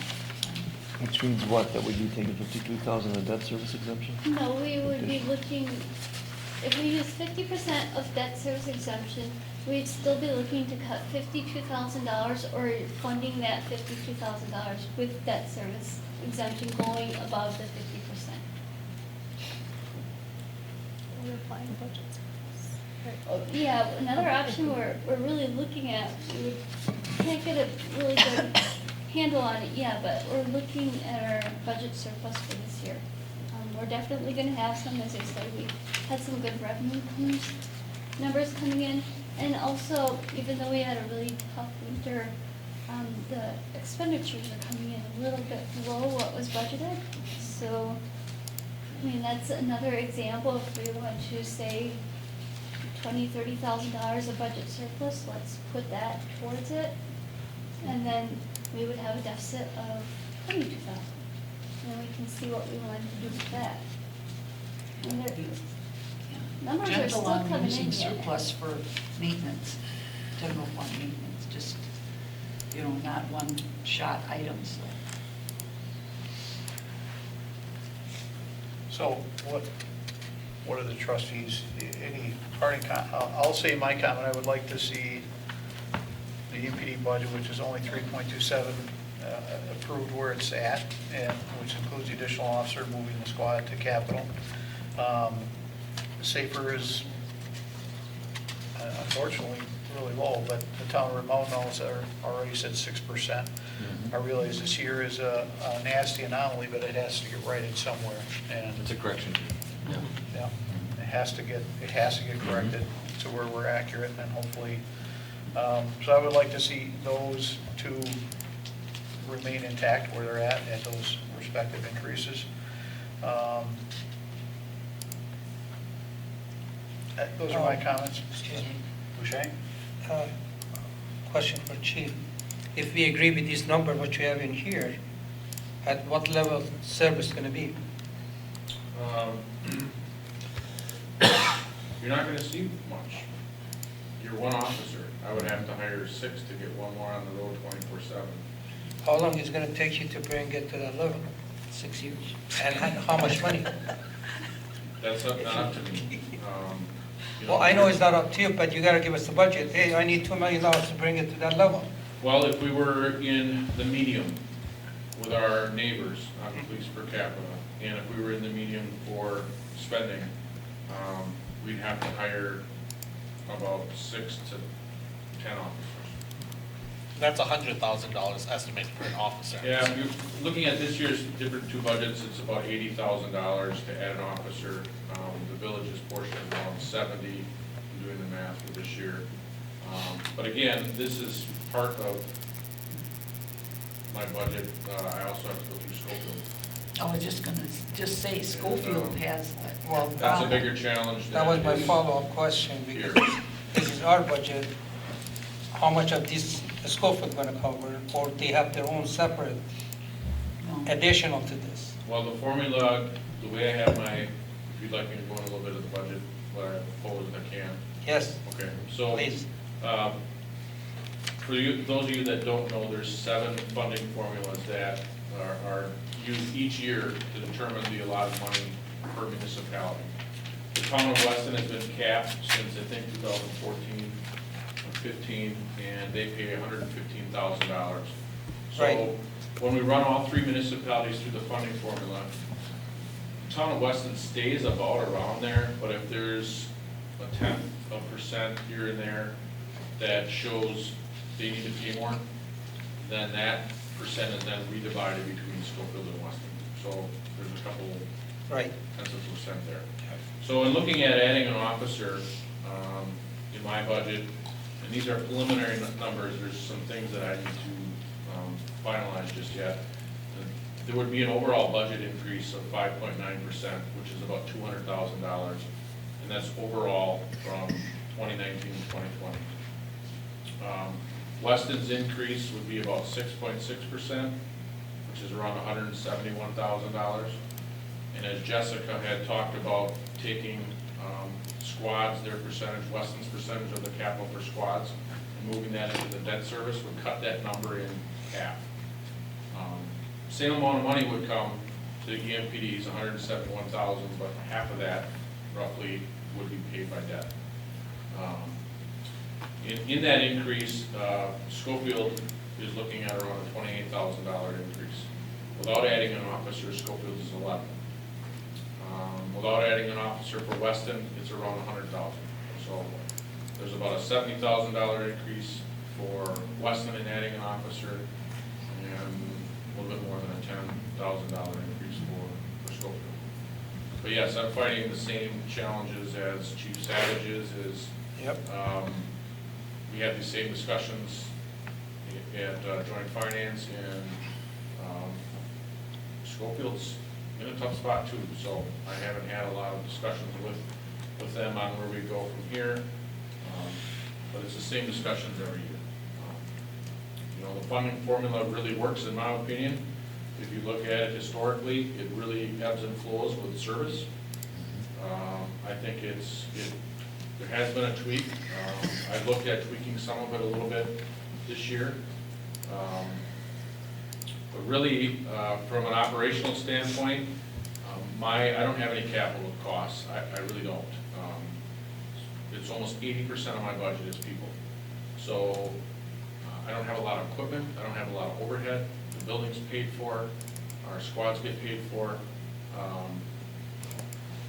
You know, my big line items are the vehicle capital, which is $110,000. I increased it from 2018 to 2019 to get ahead on some of our equipment. We have big items of equipment that are put in that line item, like our camera systems are almost $7,000. We have, our computers are $3,000 with the mounting. Our light bars are $2,000 to $3,000.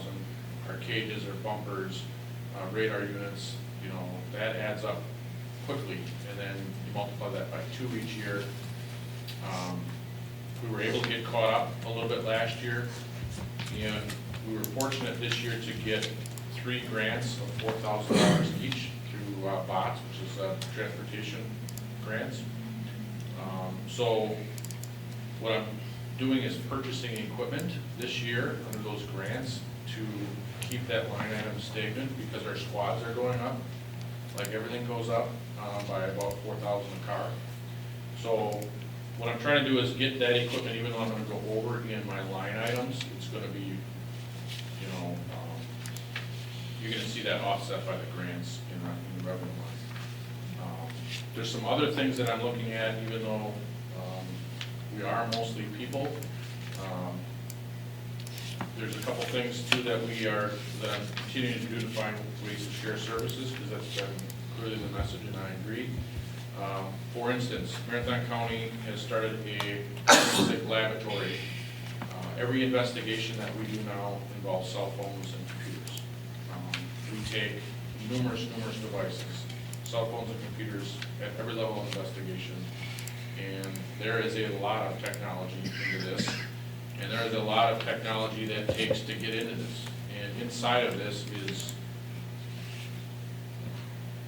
investigators' dream. The things that people put in this in Facebook takes us a long way in prosecution. But the manufacturers continue to increase their security measures, which we need to continue to buy equipment to look into that. That equipment is tens of thousands of dollars. We can't do it. Marathon County's lab, they have over $250,000 worth of equipment and computers to help with these cases, and they have it staffed by 2 full-time lab techs, and one of their detectives is one of the best in the state. Our buy-in to that lab is $2,000 A month? a year. A year. A year.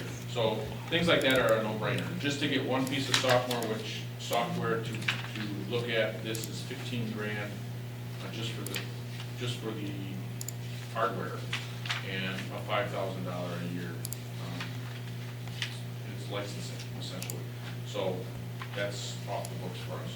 So another couple examples. We are also sharing not only with SWAT and drug unit, we also are creating a task force for crowd control. We have 2 people that are in that. With the county, our cost was half covered by a grant. I think our cost was $300 or $400 for some equipment. We couldn't do that on our own.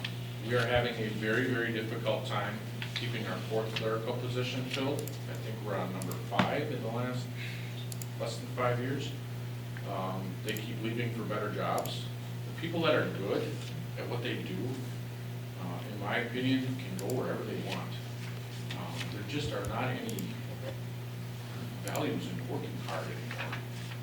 And so you either have the ones you don't want, or the ones you want, the ones you want, keep going. I'm looking at transcription software. We're in the very beginning phases of that. They've come a long way with that. We essentially have one clerical that types. I'm looking at what that's going to cost, and it's very, very early, but maybe doing some restructuring and getting rid of benefits for a clerical position, since we're short in that every year, and seeing what we can do with software equipment. Every year, the budget for me,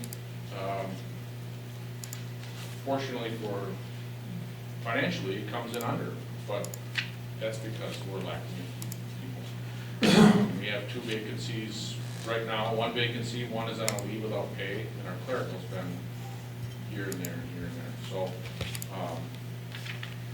that's all of my budget when we have nobody, when we have a vacancy for months. I'm not exceeding those expenditures in any of the other line items, because it's really not that big. So, If and you I can, know the revenues are continuing to be decreasing, but we were fortunate to get grants. We're anticipating grants for drug grants again, anti-meth grant, which any activity that covers an investigation with meth is reimbursed by the state. We're also looking at getting some traffic grants again next year. The only other big expenditures is 1, possibly 2 retirements. But because we've come in under budget for so many years, our undesignated or unassigned fund balance is over $500,000, and that's historically where those payouts for sick or vacation have come out. Other expenses that I have that would be capital, looking at rifles for the school, and then some other mounting brackets and more tactical equipment to keep updated on that. There is about $46,000 in our confiscated items fund, which has restrictions on what that can be used for, but this would qualify. So those are the things that I'm trying to do to keep my costs down. And like I said, the clerical position, it's a possibility of not filling one to help offset, because it's important to get another cop. I'm just going to make a comment, you don't have to do anything, but to answer it. You have a difficulty to fill up the position which you have right now. How can you bring another additional 6 officers? Where are you going to bring it? Let's put it that way. We had 11 applicants last time. It's tough. Like Chief Savage has said, nobody wants to do this anymore. Right, right. But you can't just fold. You know? Well, I understand We gotta that. stay marketable. Yep. We have to change our style of recruitment and retention. Every department's facing these issues. It's competitive. It's like, Chief Sparks had talked about it, and it's true. It's like the NFL. You know, there's trades, and there's only so many people that are marketable, and you want them on your team, and you have to have a good department, a good reputation, and you have to pay well where they're going. Right? So- Thank you. I just have a question for the chief as well.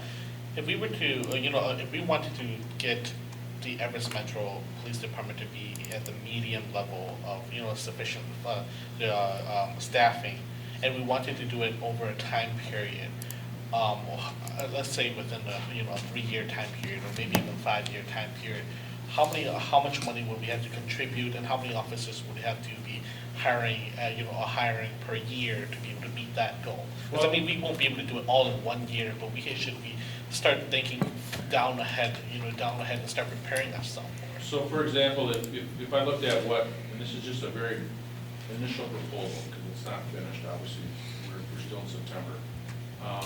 Adding an officer, for me, an overall budget increase is under 6%, 5.9%.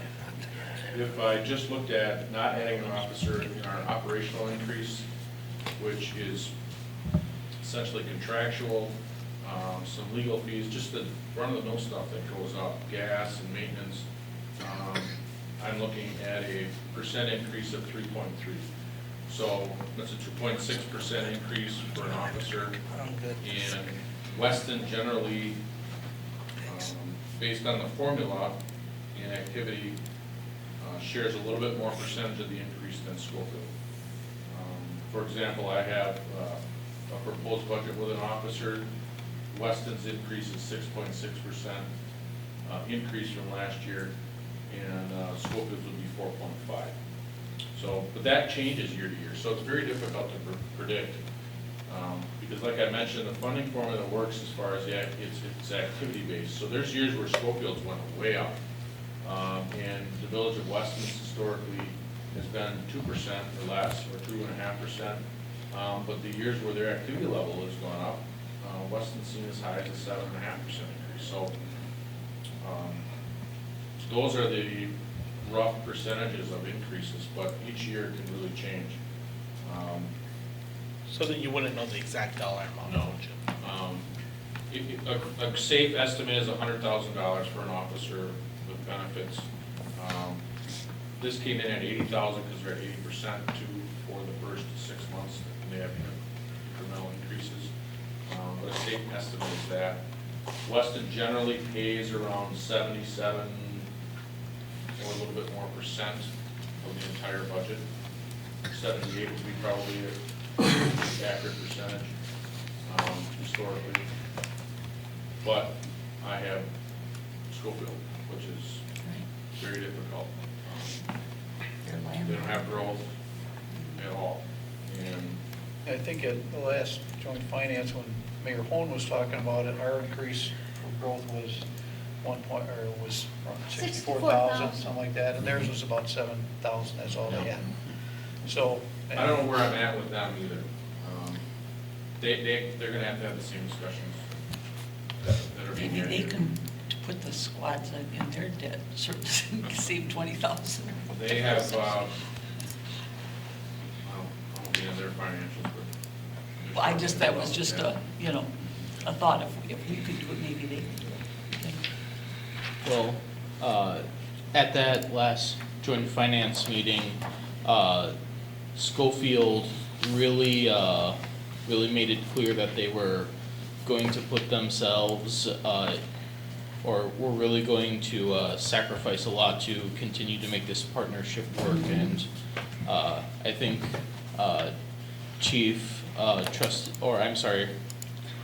President Sparks, Trustee Maloney, and I are all in agreement that that takes a lot of guts, and that's part of, and that's what's making this partnership continue.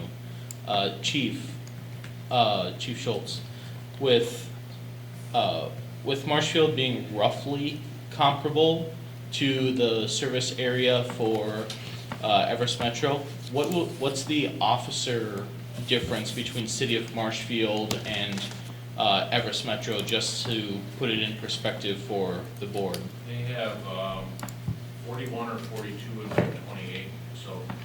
Approximately about 50% more. 13 more officers, and they serve about 1,000 more population than we do. I've looked at those things too, like these comparables do, and it's there's just not one thing that you can put your finger on. You know, their state shared revenue hadn't decreased. They got more to begin with. Yeah, they smoke us on that. Their tax rate is a lot higher. You know, their revenues are better. Yep. Their borrowing rate is almost maxed. So, you know, as you look at a lot of these comparables, I've gone and looked through them all and asked that question why, and it's a variation of all those things. So. John, Yes, sir. got anything to chime in on? Well, Chief kind of just brought up the shared revenue difference, and that's probably the biggest thing that's negatively impacting us. I like the idea of trying to combine some services that we haven't combined yet. And I know the chief's always looking at things he can combine and do with Marathon County, and I think we should do that. And I think whoever's a chair of a committee should be taking the Public Works Director or whomever, just if it was Michael and I, we should be going out, and if we have time, talking to the other communities, saying, hey, what do you guys think? It would make sense to have a trustee and a Public Works Director together going out into the communities, or whatever our combinations are going to be. So I think we're on the right venue that way. We know we need to get the police, and we know we need to get safer, more money. We're not just going to be able to crap it out and figure it out and do it that way. We've got a budget. We got to follow the plan and follow the budget. So we got to work within that. We can't just say one gets it and one doesn't. Because if we've got as many miles of roads and that actually puts us at third on the list, then that changes the whole maintenance perspective, you know. Because when we're thinking that we're spending so much on it, yeah, we're spending a lot on it, because it costs us more to do everything that we do, because we have so dang much territory in the village of Weston. That's just what we have to deal with. So I think we're moving on the right venue. I don't think any decisions are being made tonight, but I think a lot of eyes were open because we know what has to be done. It's going to be up to us as trustees to figure it out. And we need to get on the same page. We can't be fighting with each other about this, that, or the other, or who said what. So let's get out and get talking to the communities. That's my challenge to all the trustees. If you're part of a chair and you got a partner that'll go with you, go in. I'll talk to Mark. Ran up Rib Mountain with him enough, or Granite Peak with him on the run, so I know Mark pretty well. I'll talk to any of those guys. So that's my 2 cents. Thanks, John. All right, any parting comments or direction for staff? I guess my question is, have we given any direction to staff yet? I don't think so. Well, you know, sometimes it's what we haven't said, is also direction. So there's nothing really negative, there's nothing really glaring, right? I mean, so kind of getting through this process with not a whole bunch of, hands up. We did say not 100% of Right. debt. Yeah, right. That's right. about the only Yep. thing we really said. They take good notes, yeah. I think it's important for the next meeting to see the whole picture, including all the capital expenditures. Yeah. I realize we need to Still use, have to say it. debt service. I agree we have to use that, but as they stated in the meeting, we can't use all in one shot. It has to be incremental because we're going to face the same challenges coming up, probably the next couple of years. And we're hoping some of our growth that we're working on comes to fruition, but we can't take any of that for granted at this point. I'd like to focus, we brought the operating because they, like I said before, they're 2 separate pots of money. And once you get up to 1.5, that is our operating levy. I mean, we will be to where there is no more debt of free money, and what you borrow for is what you're going to be increasing your levy for. And traditionally, communities don't borrow for operations, so it's wages, benefits, electricity, all that stuff needs to fit under our cap for our general levy. So that will be our challenge in the future. I did prepare this nice little graph up here. This just really shows that since 2014, our entities really haven't spent much. If you think about it, health insurance our averages for the last few years haven't been 1, they've been 5, 8.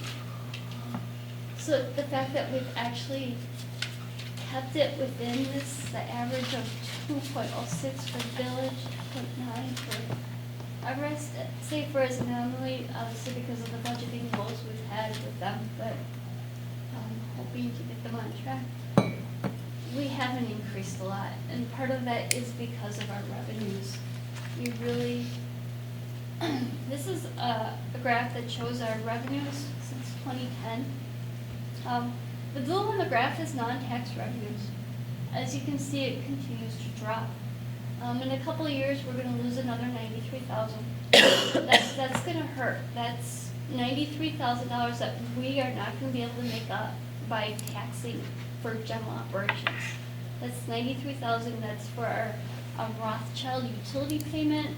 During the annexation, there was an agreement that we'd get some of their state revenue that they get from the state for the Weston power plant. That is eventually going away. $93,000 is going away. So that number in blue is going to be dropping even more. And this number in red is going to be limited. Because what we can levy for our general fund, except beyond getting a referendum, is going to be kept. So this is a great graph that really shows where we've been and how we've gotten there. Yeah. Here's the rates. Another good one. From 2010, it shows how our rates have changed. You can see this is where we got into trouble back in 2010, 11, 12.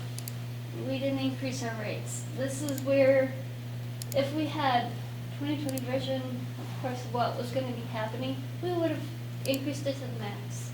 We would have built our base. We would have been levying as much as our neighboring communities, our comparative communities, and then we would have a lot more money right now. Instead, in the past, we've cut. We've made sure that the increase wasn't unbearable for our taxpayers. Unfortunately, that really strapped us down. In the past couple of years, as you can see, we've had some pretty large increases. That was the use of the debt service exemption that we have available.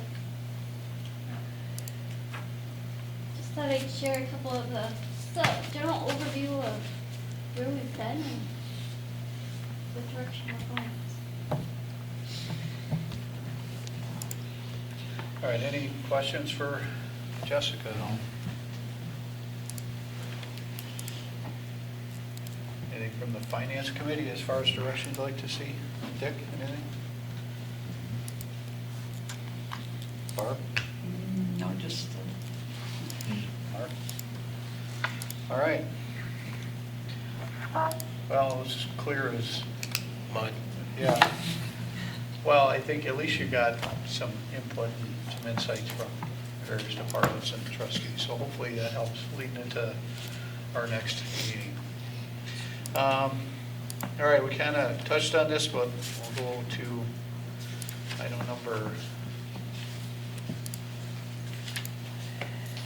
sorry, 9, back on the agenda here.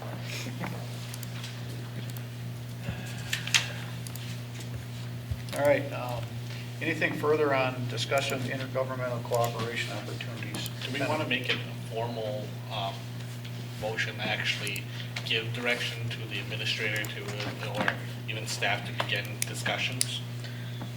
I think a consensus on a direction would be good. I would be more than willing to make the motion to direct staff to begin discussions with our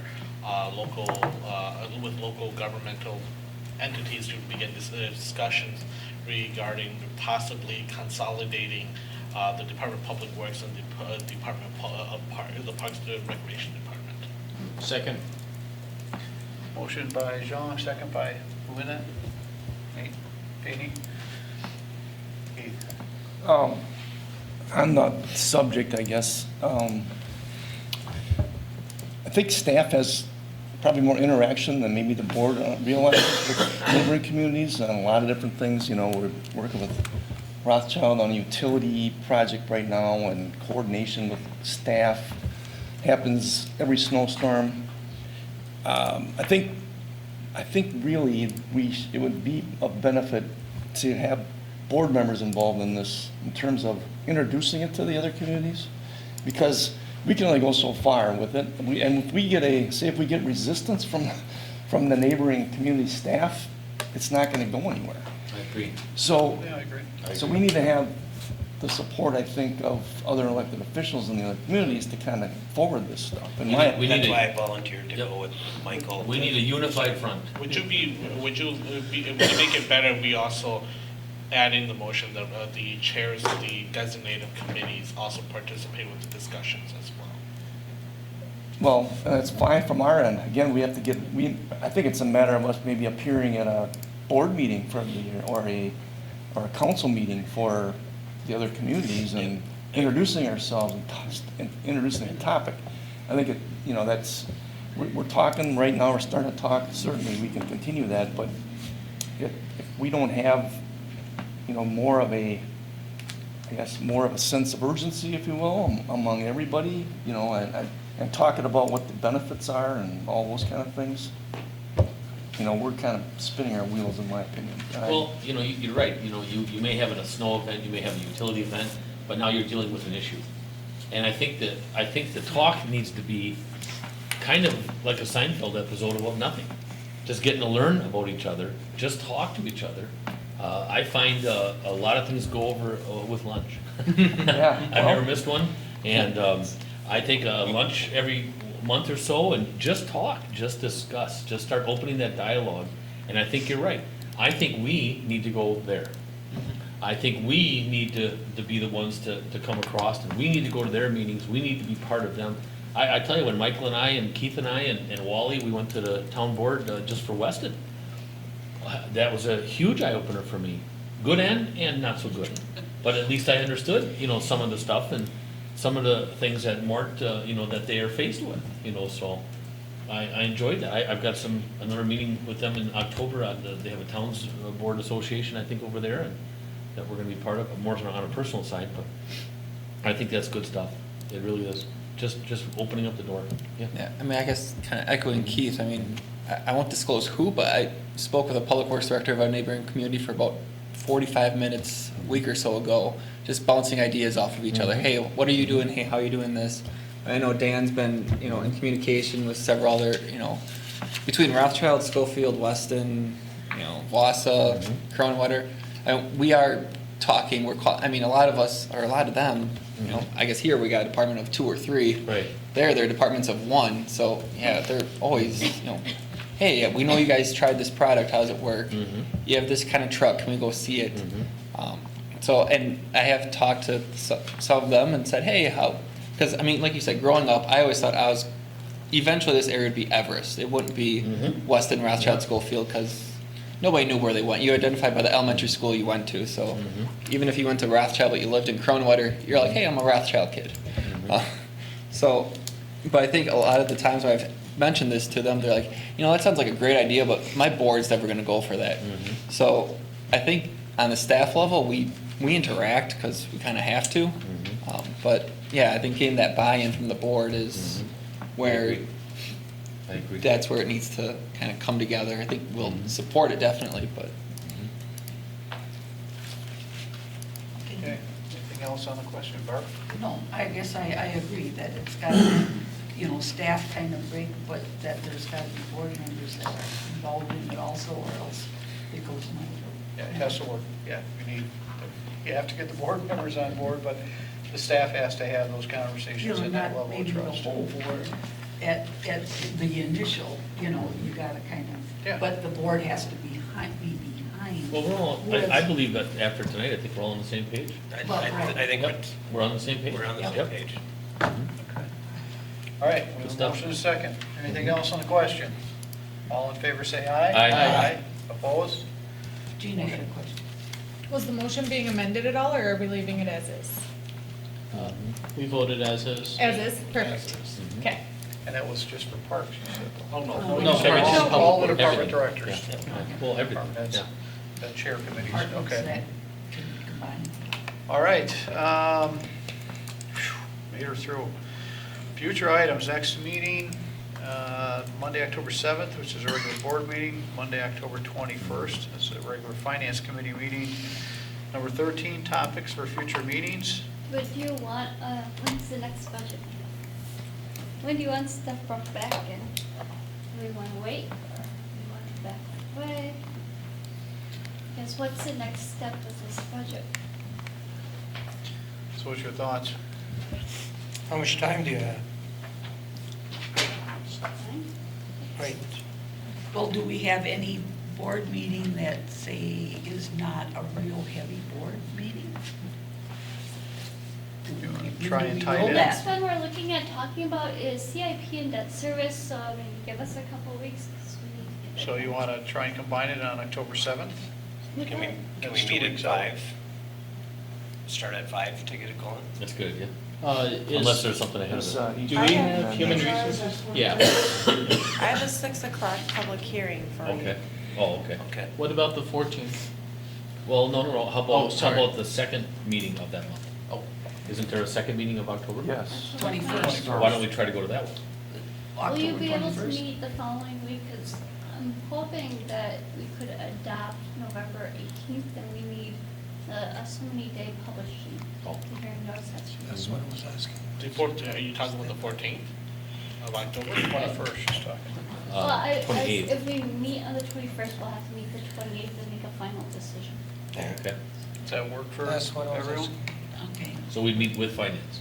Finance at 4:30 28th. or 5 o'clock? I'm good, whatever.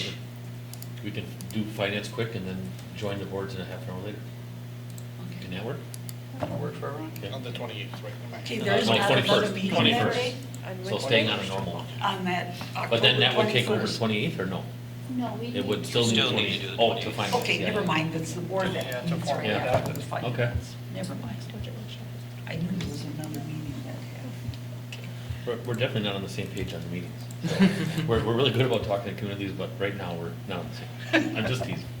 Okay, so we have 21st Mhm. for a board and finance committee meeting, 28th for a final adoption. Yep. Yep. Write that down. Okay. All right, remarks from staff.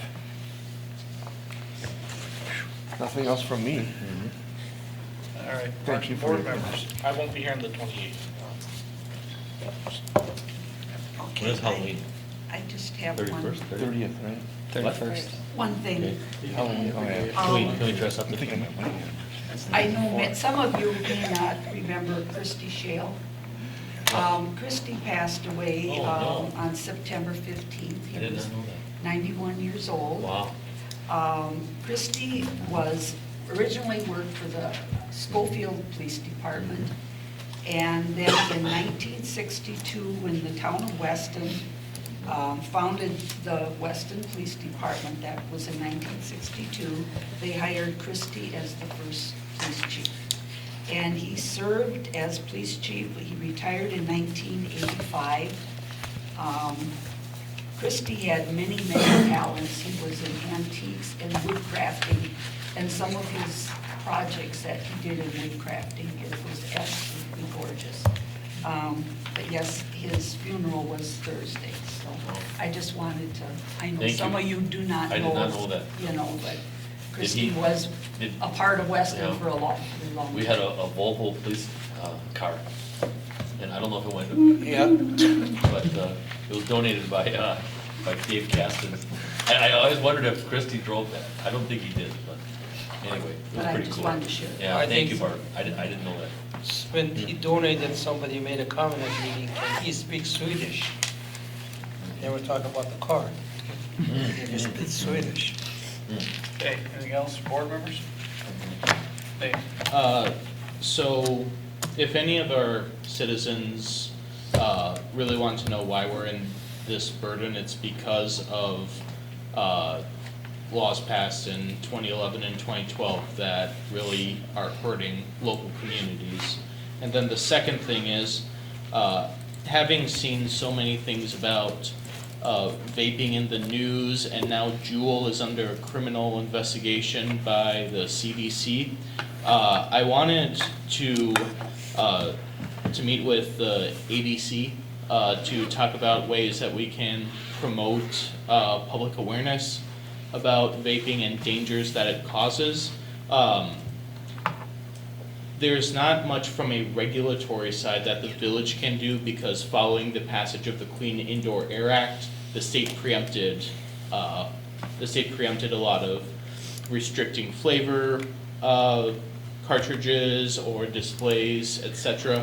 So public information and resolutions to the state is really all we can do. So with President Sparks's permission, I'd like them to be here on November 18th to inform the board and the community at large as to the dangers of vaping and e-cigarettes. Okay, you said what? November 18th? Yeah, I know, what was the group that was coming in? Oh, the ADC with Jenna and Melissa. Redline Company. Yes, ma'am. AEOD?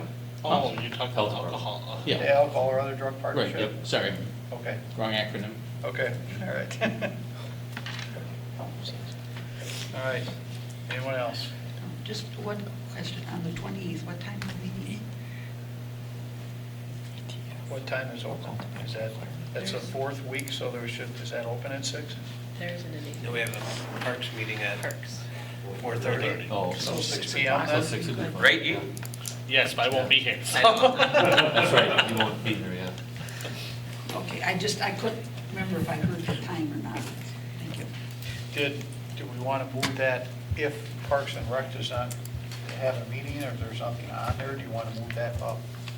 We won't know until we get closer to that. You just have. Or 6 o'clock, fine.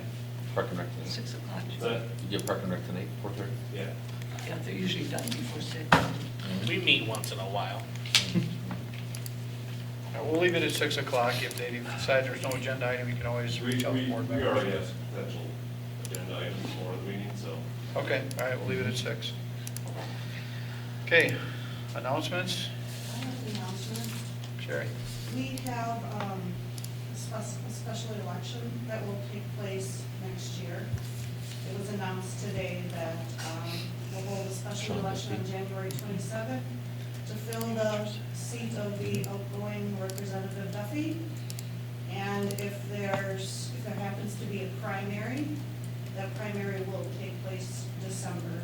So there's a possibility that we may have an election at the end of this year that we didn't budget for. And now we need to add another election.